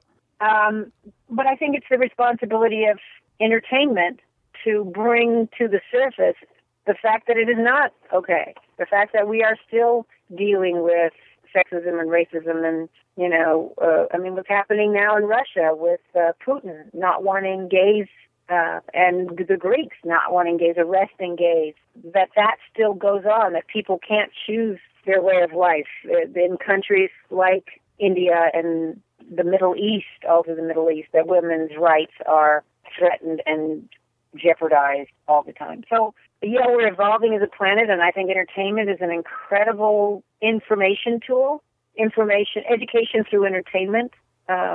We don't need to hit you over the head, and I think Quantum Leap did that so beautifully. We told a story, and in that story, you as the audience had the opportunity to watch it and decide what side of that story you stood on. And we didn't judge you for your choice. We just wanted you to know we get it, and you should too. So. You were co-creator, co-executive producer, head writer, and you even acted on Quantum Leap. What was that like, your experience working on Quantum Leap, being a co-producer, and what were your responsibilities, and how did you like it? It was a dream come true. To see something that you imagined come to life and have a life is like creating a child. Every day I went to work and I would get in and usually try to work on whatever script I was writing on. I would then go to the set and check on making sure everything was there, then making sure the cast was great and Scott and Dean were great. And then I would come back to a writing session where people would pitch shows, or we would talk to the writers about the shows that we were developing so that we knew where the season was. From there, you go to the editing bay and sit and edit a show. So you had to carry about 6 shows in your head at one time. The one you were prepping, the one you were writing, the one that you were prepping, the next one that was shooting, the one that was being edited, the following one that was being spotted for effects and music. It would be great to go over and sit in the scoring stage and hang out with Ray Bunch, Belton Ray Bunch, and in the beginning, Mike Post, and really talk about what you needed for a scene to embellish it, to sit with David Belisario, who was amazing at acquiring the music of the time, which, I don't know that I'll ever forgive Universal for stripping the original music out of the show when it went into DVDs, because they didn't acquire the DVD rights because DVDs didn't exist at the time. So the music that's in those shows is, in many cases, different from the original shows. Those kinds of things. But it was a great day, and then that day didn't end until very late, because then you were looking at dailies from what was shot that day, and then at night, on whatever night we were on, you would sit down and you would watch the show and check the numbers to make sure that the audience had found us and yet again, and how we were being received and where we set in the Nielsen. So it's your life, but it was a good life. Scott and Dean were great people. We had a great staff. We had a great crew. We launched the careers of some incredible people who wanted to do the show because it was the last of the real guest star shows as far as I can see. You know, now they have these big ensemble pieces, and it's very hard to be a guest star on a big ensemble piece because they're servicing so many people. Well, it was Scott and Dean, and mostly it was Scott. So when you were a guest star on the show, you carried that show right along with Scott to tell the story. So it was a full day. Talking more about the music, do you know if there is a Blu-ray project coming up eventually where Quantum Leap could be on Blu-ray, and if Universal would pay for the music rights for the Blu-rays? Because so many fans are upset about the replace music. Yeah, I don't know. I mean, it's something that I tried to fight for, but, you know, everybody now knows the money that's made, and they want their cut, and they want their share, and the powers that be are not willing to give that up. They would rather have us, the audience, and I put myself in that category, not get what was so wonderful about the piece. So I don't know if they could find a way around that, but to own the rights to a song in perpetuity for all mediums that exist now and will exist in the future is a hard thing to sign off on. And hopefully they would. I think they would. That would make people want to buy the DVDs and be willing to pay for Blu-ray. If you wanted them to be unique, that's what they should be. Right. I think if they had the original music and, you know, some added content, some bonus features, people would scarf them up. I know a lot of people online, basically they buy the DVDs, but the episodes without the original music, they try to find them by hook or by crook somehow to hear the original music. Oh, yeah. I have to say, I probably shouldn't say this, but one of the fans, and I don't have his name in front of me, I thank him every day, had recorded on air a VHS of every episode in its original format, even with the commercials, which are freaking hysterical, from the early 90s, and gave me a set. Oh, wow. Yeah, and they're beautiful. I mean, they're absolutely beautiful because they weren't digital. They were, you know, they were still analog, and they had all the original music on them. So I'm converting them because we just don't know how long these technologies last. That's the sad thing. These VHSs, what kind of life they have, and I guess it depends on how you store them. Temperature and such. Temperature, right. But just over the years. It's not, you know, film, you shoot a film, and we did shoot on film, which is, I think, one of the beauties of the show. It was shot on film, but film, you can take a film that was shot 100 years ago and pull a print off a negative. No one knows if VHS or digital will do that. It's just too soon to know how long those will stay before they correct. It's very lucky that they were filmed on film, so one day they can be on Blu-ray and maybe formats we haven't even dreamed of yet. Yeah, exactly. Just a quick technical question about that, curiosity. Was it filmed in the 4:3 format, or was it filmed in widescreen and then cropped to a 4:3 format? Do you remember? And I remember it was 4:3. It was shot for television. I know when I directed Cora Unashamed, we did, you know, a film frame, and then we aired it. But as I remember, it was 4:3, at least in the beginning. It may have changed over the course of the show. It may have. I'm trying to sit here and reimagine sitting and watching dailies in what format they were in, but as I remembered, it was 4:3. It's always funny to see them in high def now on television, and you see little things that nobody could have possibly seen back then on the old style video screens back then. Oh, like what? Just little maybe production things that you weren't supposed to see. One that comes to mind, it's silly, but from the episode on the train, the lady has her blouse taped onto her, and you can see it in high definition pretty clearly. And just different strange things, you know, that I always look for them. I wanted to ask, you know, they say write what you know. Do a lot of the things you wrote about come from your own life experiences? I'm sure parts of them do. And there are elements, and I'll give you an example. When I wrote, I think, was it Song for the Soul? No, I can't think of the title. The episode where Sam left into the black teenager and they had a girls group. I think that was A Song for the Soul. Okay. Ooh, good memory. And she was fighting with her father because he was trying to control her singing for the church versus singing in popular culture. And at that time, I was fighting with my husband about something similar, and the fights came out in the episode, literally, almost word for word. So in that respect, yes.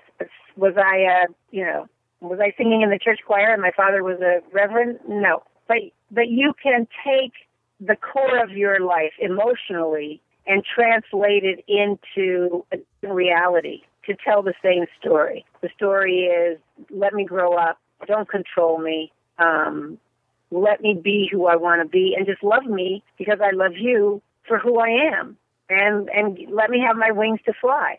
And that was, I think, a well-received message. Certainly there was sexual harassment coming up through Hollywood ranks in my years here that played out in shows, and racial, and What Price Gloria. And I'll tell you a very funny story. So I'm writing What Price Gloria, and in the last scene, he's got to tell his boss that I'm a man. Remember that scene? Yeah, very and funny. He goes, what do you mean? He goes, I'm a man.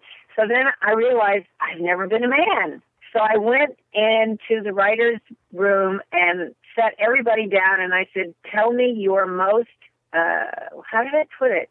It was, what story would be the most male of you realizing the difference between, that you are a man. And the stories that I got were hysterical.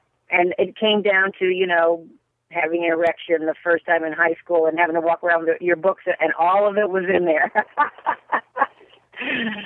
Because it was what made this guy know that these are things that only a guy would know, that a woman would never think of. But I couldn't have thought of them had I not had a great writing staff that I worked with to say, okay, guys, get up, here's donuts, tell me your story. How to pitch a ball, how to, what sports means to me. And there were great stories. We were a great team in that way. And it was fun for me because I got to learn. Now, I had children, so when Sam leapt into a teenage pregnant girl, poor Scott, he was in labor for 3 freaking days. That was in 8.5 months, right? In 8.5 months.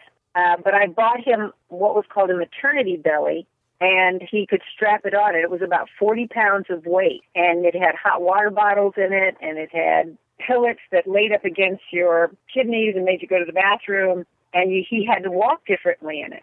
So it was a real education for Scott, too, how to wear a dress and what it felt like to sit on a cold chair wearing a dress and high heels, and how to have a baby. What does it feel like to be in labor for hours and hours and hours? So, yes, I used what I knew about being a woman, about being black, about being a singer, and then I used what Scott had to offer because he was so talented. He seemed like he was game for anything. He loved the challenge. He really did. And Dean was an amazing actor, and when we wrote a couple of shows for him where he really had to show his stuff, he came forward like nobody had ever seen. And my favorite story is I wrote an episode for Troyan, who was 4 years old at the time, and Dean knew her and had come up as a child actor, and he scolded me and said, why are you doing this to her? Go let her be a little girl. Don't take away her childhood. And so literally I turned down all kinds of offers for Troyan very early on and said, I so respect this man. And if you want to be an actress when you grow up, you got it, because she's a natural. She is a natural. If you watch Pretty Little Liars, she's amazing. Yeah, she's doing pretty good right now. She is. She's doing great. And Nick is doing terrific. He's in college studying to be a computer engineer. I'm blessed. I'm very blessed. It's all about the children. Yeah, and Quantum Leap is one of my children. What can I say? Are there any issues that you didn't tackle on Quantum Leap that you wish you would have? Oh, my gosh, so many. So many. I mean, and we did really well, but I have to tell you, that show could have gone on forever. It was just so on its own. They moved us so many times because they had nothing like it. No lead-ins, no lead-outs. The rumor is always that Don's going to bring it back on Sci-Fi Channel. I hope they do that. I really do. I actually set it up for him in the 3rd episode of the trilogy, where Sammy Jo Fuller we find out that Sammy Jo Fuller is Sam's daughter and that she's in the future working for the organization trying to bring him home. I had actually wanted to do a motion picture about that. But if they do a new TV series, I think they're crazy not to do Sammy going after her father. Is that the question you get most often? I know just doing the Quantum Leap podcast, we get asked all the time if we have any knowledge of a movie or a rebooted series coming out, because everybody just loves it so much they want more. It's really difficult. Again, I've heard very recent rumors that Don's trying to do a reboot, either a reboot of the series or a spin-off with Sammy Jo. I started writing a novel and was talking to Universal about doing a feature film, and it got stalled because I guess the Sci-Fi Channel wanted to do as a TV series, and somehow or another Universal, NBC, Sci-Fi, so many people own it that it's really hard to get it away because everybody knows it's still a viable arena. Yeah, I think it would be a hit. In whatever form. It just, if they capture the truth of what the series was about, which is hope. It's about somebody stepping into your shoes and making your life better, saving the person that you couldn't save, going back in time and undoing a wrong and making it right. It's just an amazing show, and I love it. I've seen it all the way through, and my podcasting partner is watching it for the first time, and she's loving it. And it is timeless. It is. It really is, and it doesn't look like an old show at all. Maybe that's partly because each episode's almost a period piece. Exactly. No, we got away with it, and even I thought I was doing a new show for NBC this season called Timeless because they said write another time travel show. And it was very different from Quantum Leap, but... what happened there? They decided they didn't want to do time travel. So I'm talking to Universal about other avenues for it, if it's not NBC. But it just seemed like the best and the right place to go. It would be amazing to see that come to fruition one day, hopefully. If not, is there plans of maybe making a book out of it or something? Yes. They own the rights at this point. That's why, I wrote... The Vision Quest, and we're doing a re-release hopefully this summer. And I think it's because we couldn't afford to go to the future in Quantum Leap. I wrote a whole series about Earth's future and, created a young hero and the kind of the empowerment of humanity against machines is really what the Vision Quest is about. So it's something to check out. And then... you also have Age of Eve. I have Age of Eve, yes. And another YA series that will probably not come out until 2015 called The Field that I'm co-authoring with a woman named Lynn Eisenberg. So, I'm busy writing. I've got films that I'm trying to do, but it seems like it's time for me to come back to TV. I think I bring something very unique to the world of television because in everything I write, there is a tug at our social consciousness. And I'm not ever going to beat you up, but I'm going to make you think. And that's what good television's about, I think. I agree. Why do you think Quantum Leap has remained so popular for 25 years? It's great storytelling. Sam is a very compelling everyman that everybody that watches not only falls in love with him, but thinks that could be me. Not that everybody's a genius scientist or anything. But again, it's a show about hope.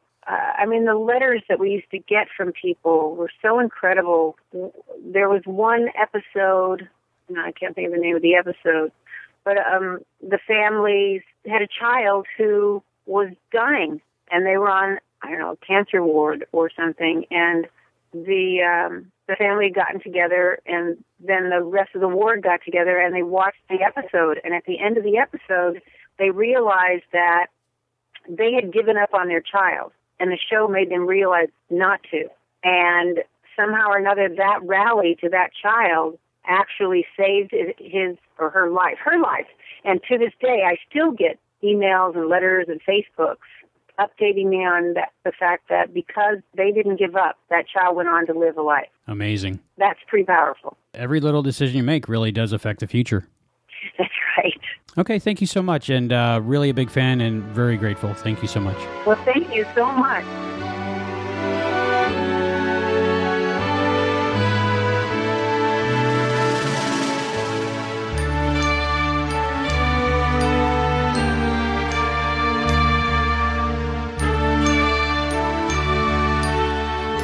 Didn't I tell you that was an amazing interview? Thank you so much, Miss Deborah Pratt. She is Quantum Leap.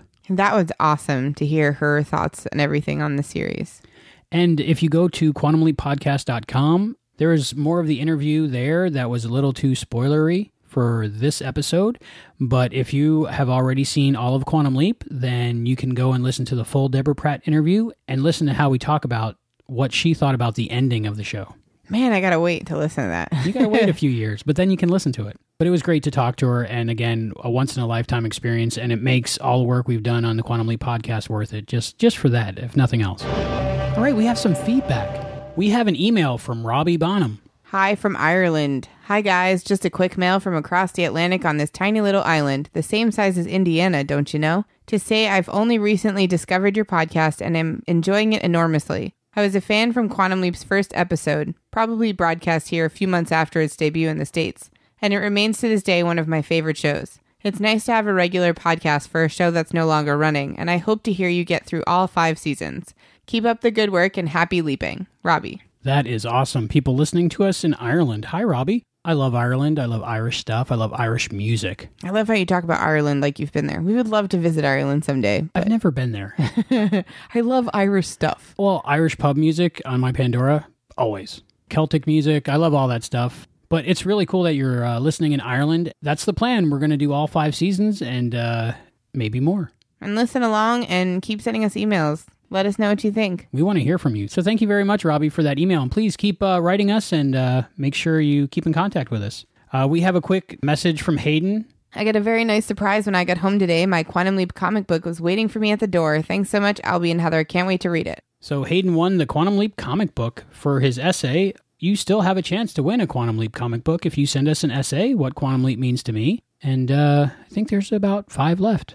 Ooh, they're dwindling down, guys. Once all those comic books are handed out, then we will have a grand prize in the essay giveaway for autographed art prints of Quantum Leap comic books.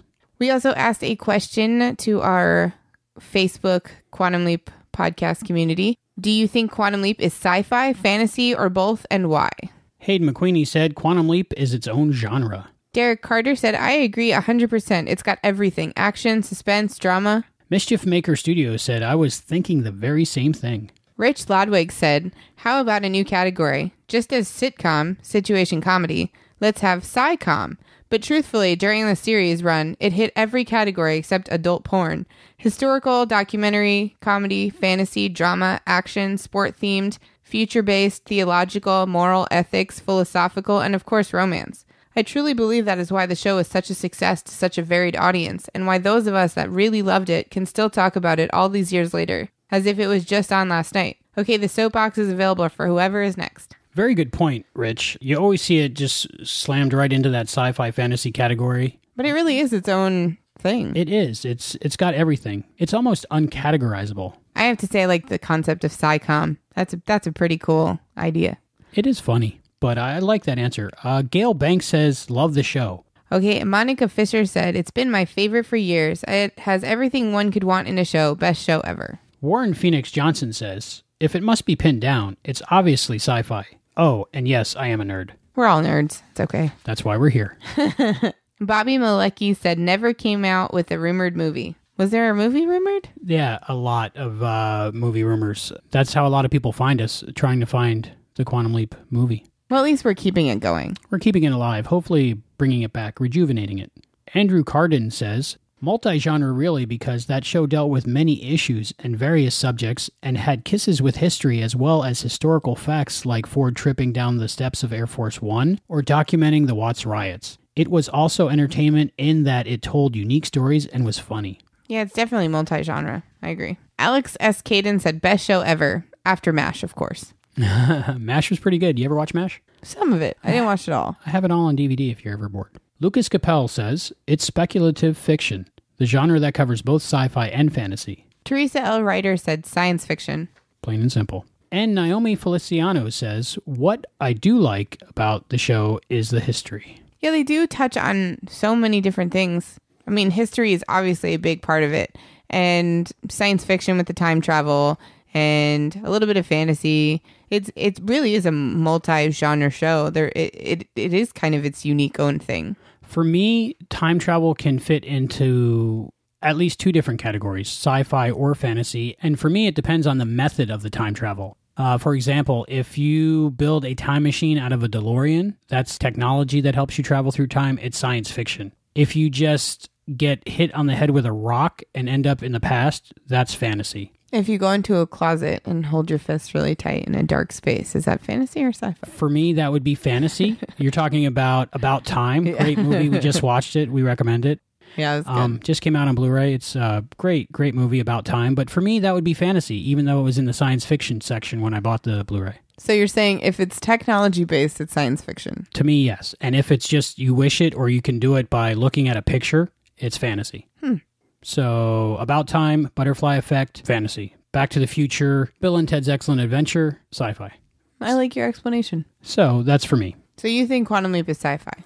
I don't know. I would say it's sci-fi because of the method of time travel, because he actually stepped into the Quantum Leap accelerator and vanished. But if you're only looking at that point of the show, there's so much more to the show. Right. I would say it's mostly fantasy because this God, time, fate, whatever would be in the fantasy genre. So if somebody's controlling it, then I would say, so this might be the one thing that for me fits in the sci-fi/fantasy. Did you ever think you'd combine the two? No, not at all. I think they're both separate genres myself, but this has everything. Like all of our people in the Quantum Leap podcast community are saying, it's really everything. And I think that's one of the reasons why it makes the show so good. There are many ways to contact us. First off, you can go to quantumleappodcast.com and find out all about the Quantum Leap podcast and how to get a hold of us. Or you can join us on our Facebook community at facebook.com/Quantum Leap Podcast, where we ask questions all the time and post pictures. And we really do connect with everybody on there and try and see what you guys want to hear on the show and really get your input. So that's a really great way to connect with us. And if you're looking to follow more people on Twitter, we are on Twitter at Quantum Leap Pod. And you can also email us at quantumleappodcast@gmail.com. If you have anything to say about Quantum Leap or the Quantum Leap podcast in general, please give us a call at 707-847-6682. That is our voicemail line, and you might just end up on the show. And recently we started an Instagram account, and our username is Quantum Leap Podcast. So you can follow us on there too. And on any of those, we let you know when a new show is out, and if anything's going on with our show, you can pretty much stay connected with us and get all of our updates through any of those. Any way you want to contact us or get in touch with us, we'd love to hear from you guys. And we love interacting with our listeners. So if you send us a Facebook message or a tweet, we usually get right back to you. And I'd like to take this opportunity to thank everybody that has liked our Facebook page, because we are now over 1,200 likes. That's double since the last show. Dude, that's awesome. We are like, all of a sudden, Quantum Leap is huge in the Facebook community. Well, I think everybody that loves it, all they really have to do is find out that we have a podcast and they like it. But it's about letting people know about it. So if you could share our page with other people and let them know that there's a Quantum Leap podcast out there, that would be great. Spread the word. Also, if you'd like to meet us in person, and we'll be traveling to MegaCon in Orlando, Florida, March 21st through 23rd, we will be there, and we will be meeting our listeners. And there's also going to be crazy awesome guests there, like John Barrowman and Eve Miles and the rest of the Torchwood crew. And Carl Urban's going to be there. Bones. Yeah, Judge and Dredd. I think James Marsters is going again to Liza Dushku, the guys from Comic Book Men. But I'm really excited for all the Torchwood people. But you guys are obviously going to come just to see us. Just to see the Quantum Leap podcast crew. Exactly. But we will be there. So if you guys want to come out to a really cool convention, MegaCon is usually pretty awesome. Heather, Serenity, and myself will be at MegaCon. And don't be afraid to come up to us and talk with us. We'd love to meet you. And we're looking forward to it. We'll be the ones in the Quantum Leap podcast t-shirts. Our daughter will probably be dressed in some kind of Serenity Firefly Borg something, probably. I'm trying to get my creative juices going for that. We have a new contributor to the Quantum Leap podcast. Ooh. Hayden McQueenie has become such a part of the show that we decided to give him his own slot. So we have an article written by Hayden McQueenie and read by John Buchanan.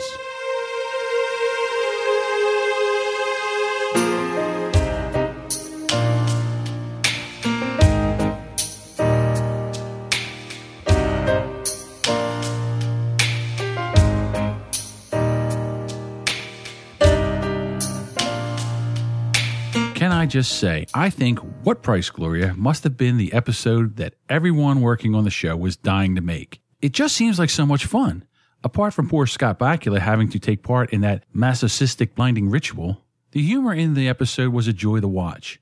Al being smitten by Sam, Sam trying his hardest to get used to the new clothing, such as the shoes from hell, the constant dirty looks Sam and Gloria got from the other secretary for showing their affection, mistaken as being romantic, the men perving on Sam's very unfeminine walk, Sam replying to constant male advances with aggression, and of course, freaking out and beating up Buddy. But most of all, the special effects really jumped in quality this episode. It's the first time we see an image chambered door, not counting the invisible door from the pilot.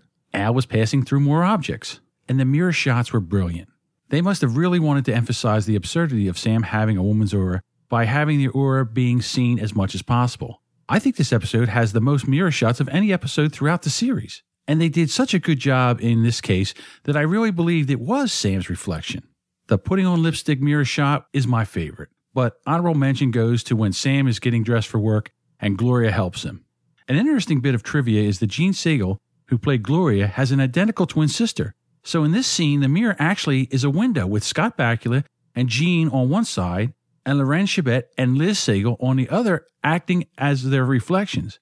Can you imagine how long they must have rehearsed the choreography to pull these mirror shots off as well as they did? It just goes to show how committed everyone who worked on the show was to make the show as good as it was. Something also jumped out at me at my most recent viewing of What Price Gloria. This leap caused Al a great deal of distress due to falling in love with Sam. Yet after Sam has saved Gloria, and Al debriefed Sam on what happened to Gloria and Samantha in the future, Al was much more relaxed and comfortable around Sam. He claims because Dr. Beeks made it acceptable that love is part of a friendship, which it is. But do you think he's telling the complete truth? I don't think that his anxiety would have subsided that much with one simple light bulb moment. Rather, I think by this stage, those working at the project have tweaked their neutral link so that Al could see through the aura to see Sam as himself. We have to remember that Al's not allowed to tell Sam anything unnecessary about the goings-on of the project, so he wouldn't bring it up. Also on the subject of all things mental, we know that Gloria and Samantha will eventually become car designers where they currently work, and that Samantha will end up running the whole division, which I think was Buddy's job. But I think it's Sam's act of revenge, which Ziggy thought up, by the way, more proof that Ziggy is female, which started a chain reaction to tip Buddy's mental health over the edge. After all, after Samantha leaps back, nobody would believe Buddy when he claimed that she is a man, and if he pushes hard enough, it could be enough to drive him insane, or at the very least make everyone else think that he's insane, and thus have forced him out of the company. Karma is a real B word, isn't it? Since auras came up in my discussion about the Quantum Leap episode, What Price Gloria, the more I've been thinking about them in the context of the Quantum Leap universe, the more interesting I found them, so I thought the topic of auras would be worth analyzing and discussing. A word of warning, you can take the blue pill and stop listening here, or you can take the red pill and embrace the truth. Let's remember when Sam leaps, his body completely replaces the body of the leapee, which ends up in the waiting room at Project Quantum Leap. What remains is the manifestation of the leapee's physical aura. This surrounds Sam and gives him the illusion to nearly everyone around him of being the leapee. This explains why Sam's mirror image is that of the leapee, but there is so much more to it than just appearance. Their aura also completely changes Sam's voice, so that anything he says would be heard as being said in the leapee's voice. This would be completely essential in order for everyone to believe that he is the leapee, and so that he can complete his mission. Even when Sam is singing, everyone around him would only be hearing this leapee singing voice. So this makes me wonder, since Sam is such a good singer, if he leapt into someone completely tone deaf, if he was to sing, would the aura sound in tune? Or would it continue to come across as the leapee not being able to carry a tune in a bucket? Just the same, if Sam wasn't a good singer but leapt into one, would the aura come with an auto-tune not to ruin the disguise? What if Sam leapt into somebody who stuttered, or somebody who spoke with a strong foreign accent? Would these things carry through the aura during Sam's speech? What if he leapt into somebody who didn't speak English at all? Would the aura be able to translate Sam's speech into the leapee's native tongue? Since the aura affects two of the senses to those around Sam, it is reasonable to suggest that the other senses would be affected as well. Would Sam smell like himself? Would he smell like the leapee? That, I think, would depend on the affecting leapee's odor in the first place. Personally, I think that if a person's odor is caused by a person's body, for example, bad breath could be the cause of poor oral hygiene, or halitosis, foot odor by sweaty feet, it is reasonable to think that when the body is removed as Sam leaps in, the smell could disappear as well. But if the smell is caused by some outside source such as perfume, then it would probably still linger around the aura. What would a person who touches Sam's hand really be feeling? Let's use Samantha's aura as an example. Would they feel the incredibly smooth, soft touch of Samantha's hand? Or would they feel Sam's more coarse hands caused by his physical labor? He grew up on a dairy farm after all. It's incredibly interesting to note that while Sam's body is generally very different from that of the Leapee, he still manages to fit into the Leapee's clothes perfectly. Let's take Samantha as an example. Sam has a much wider frame, so the clothes should be bursting at the seams. And he doesn't have any breasts, so they really should not be able to be held up. And yet he still manages to get into them and move freely in them. This makes me think that maybe the entire world around Sam itself is a projection of the aura that surrounds Sam, and that once the clothes are close enough to Sam to break through the aura, they change to tailor to Sam's bodily needs. This could prove comical if a person who is able to break through the aura and see Sam as Sam were to watch Sam get dressed or undressed. If you have seen the film Shallow Hal, the scene where Gwyneth Paltrow removes her panties illustrates the idea perfectly. This idea of the aura being a projection is very mathematical, a bit like how the Matrix changes the point of view of everybody who's inside of it. If we consider that in mathematics, a function works like a computer program where the numbers go in and the function does something to it, and the numbers come out, possibly changed, then every point that is taken up by Sam goes through an aura function and gives out a corresponding point that everyone else sees. This explains why if Sam does something to himself, there is a corresponding change to the aura even when there shouldn't be. A perfect example is when Sam curls his hair and Samantha's much longer hair, which really Sam shouldn't be able to touch, also ends up curled. This might also suggest that if Sam, as Samantha, were to get a haircut, then the hairdresser would see, feel, and be touching Samantha's hair, and a corresponding amount of hair would really be being cut off of Sam's head. It is also interesting to note that whatever Sam does to himself during a leap shouldn't affect the leapee at all. So when Sam leaps out and the host leaps back, these afflictions should really disappear from the aura. This could prove problematic. Let's use Samantha as an example again. Since it was really Sam's hair that was curled, when he leaps out and Samantha with her uncurled hair leaps back, really her hair should change to be straight right before the eyes of anyone who was watching. But it also could prove to be very beneficial. Sam committed a crime by assaulting Buddy, and if he wanted to, and I believe he is arrogant enough to, he could try to have Samantha arrested once he came to. But since Sam is the one who assaulted him, any evidence of the assault, such as bloody knuckles or a broken hand, should have disappeared when Sam leapt out. And so if Samantha were interviewed and examined by the police, she wouldn't have had any trace of it and would therefore be found innocent. There are so much more I could talk about with auras. And don't get me started on the auras of genitals, especially the auras of the opposite sex. But it will mix with concepts from later on in the series. So I will stop here. I hope you found this as interesting as I did and would like to join in on some discussions with me on the Facebook page. That is, if your brains haven't exploded yet and you don't regret taking the red pill.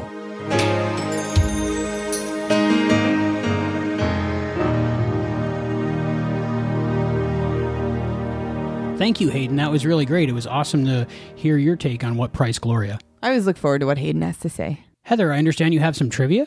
I do.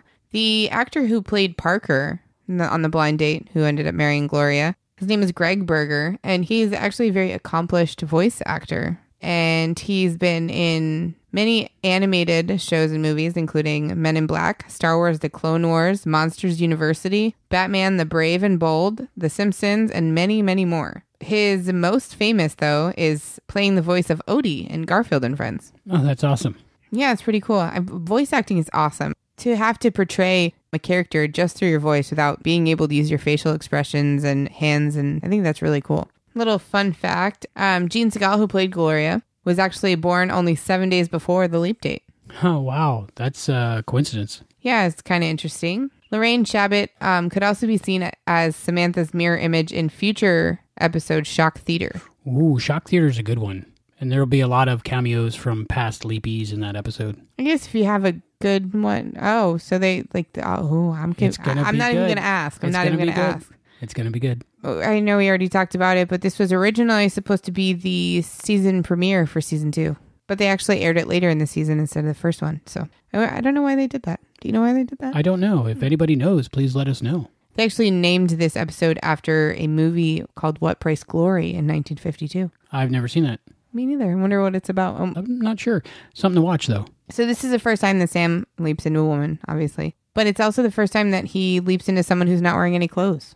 But that's a shock. I wonder how it is like to look down and be like, well, those are boobs. I mean, I know what that's like every day, but I mean, to not know, to not have that and then all of a sudden have them. At some points in my life, I have had man boobs, so I kind of know what you're talking about. I don't think that's the same thing. I'm doing much better now. So there's a little timing issue in this episode. Al tells Sam that Gloria is going to commit suicide on October 16th, but that's actually the leap date. And Sam's definitely in Samantha's body for at least a couple days, so that's a little inconsistent. Yeah, there was maybe 3 days that I can think of, at least, so it would have been more like the 19th, not the 16th. Yeah. So that's a little bit of a timing error, I guess. It might be one of those things where when they went to do the title card, they said, what date is it? And looked up in the script that line, in fact, from Al, and just got it wrong there. He like skimmed through and said, oh, look, October 16th. That's what we're going with. Now, would you like to see in a future release, maybe on Blu-ray or 4K of Quantum Leap, for them to go in and fix little things like that, or you think it should stay the same? I think that it's good in all its quirks. Because where do you draw the line? You don't add people in the background. No, but I mean, like, if you start messing with it, like, where do you stop? You know what I'm saying? So we love it, warts and all. Exactly. All right.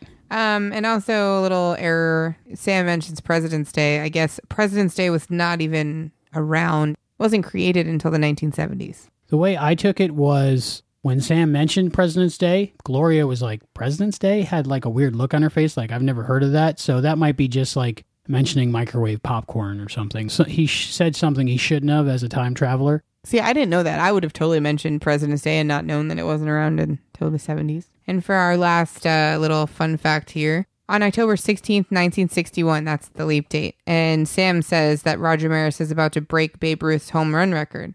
Well, Maris actually hit his record-breaking 61st home run over 2 weeks earlier on October 1st. So they were a little off there. Whoops. They didn't have Google. Not as bad as Disco Inferno, all those mistakes, but, little things like that are going to happen. Right. They would have seriously had to have, like, an entire team. They probably had an entire team, but that many more people going through all the library books to find out the dates and hope they're right.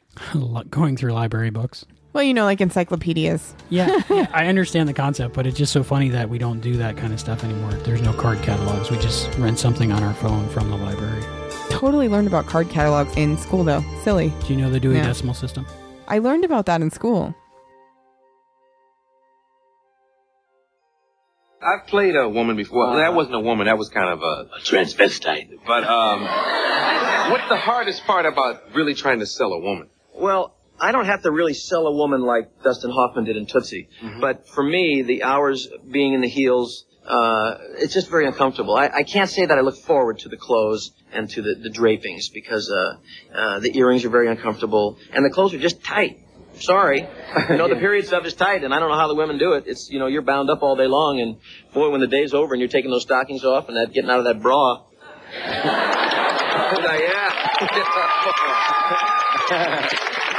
It's funny. They do it for us, and I don't think we deserve it. In the next episode of the Quantum Leap podcast, we talk about the Quantum Leap episode, Blind Faith. Sam leaps into a concert pianist, and he happens to be blind. We are in New York City. Today is February 6, 1964. Right. Andrew Ross is the Ray Charles of classical music.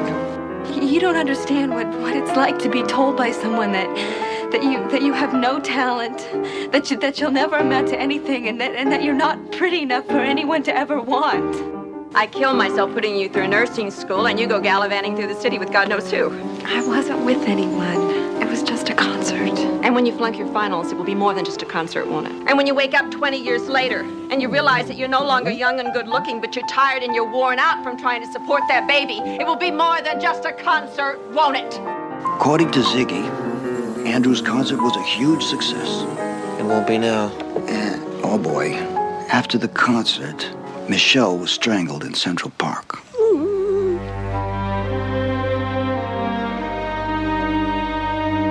It'll be interesting to see Sam as a blind man. He's pretty much experienced everything else. I mean, they're just going to put him through every situation, I guess, right, at this point. I think that's the plan. How do you, live after that? How do you live a normal life after you've experienced every possible situation? We shall see. Huh. So I'm looking forward to that one. I remember that one from watching it originally. I haven't seen it in a couple decades at least. Really looking forward to watching that one a few times. And please join us next time when we do talk about blind faith. And that will wrap it up for this episode of the Quantum Leap Podcast. I'm Albie. And I'm Heather. I'm ready to leap now.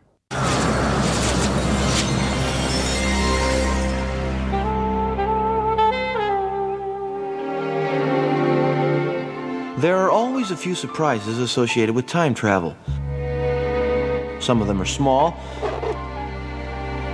and some of them are not so small. Leaping into the life of a working woman taught me that surprises and problems come in all shapes and sizes. Some were easy to handle. Some were difficult. And some were a pleasure. But that's the great thing about quantum leaping.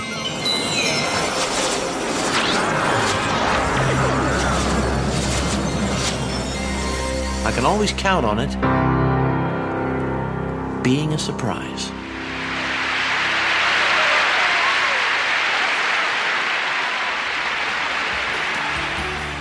Thank you for joining us for this episode of the Quantum Leap Podcast. Go to quantumleappodcast.com to listen to new episodes. The Quantum Leap Podcast is not affiliated with Belisarius Productions or Universal TV. Follow us on Facebook and Twitter to get behind-the-scenes information, exclusive content, and to be notified first when a new episode is available. The thoughts and opinions expressed in this podcast are those of the individual and do not necessarily represent or reflect those of the Quantum Leap Podcast, Barron Space Productions, its partners, or affiliates. The Quantum Leap Podcast is edited by Albie, researched by Juan. The Quantum Leap universe and all it contains is the property of Belisarius Productions and Universal TV. No infringement is intended. The Quantum Leap Podcast is a Barron Space production.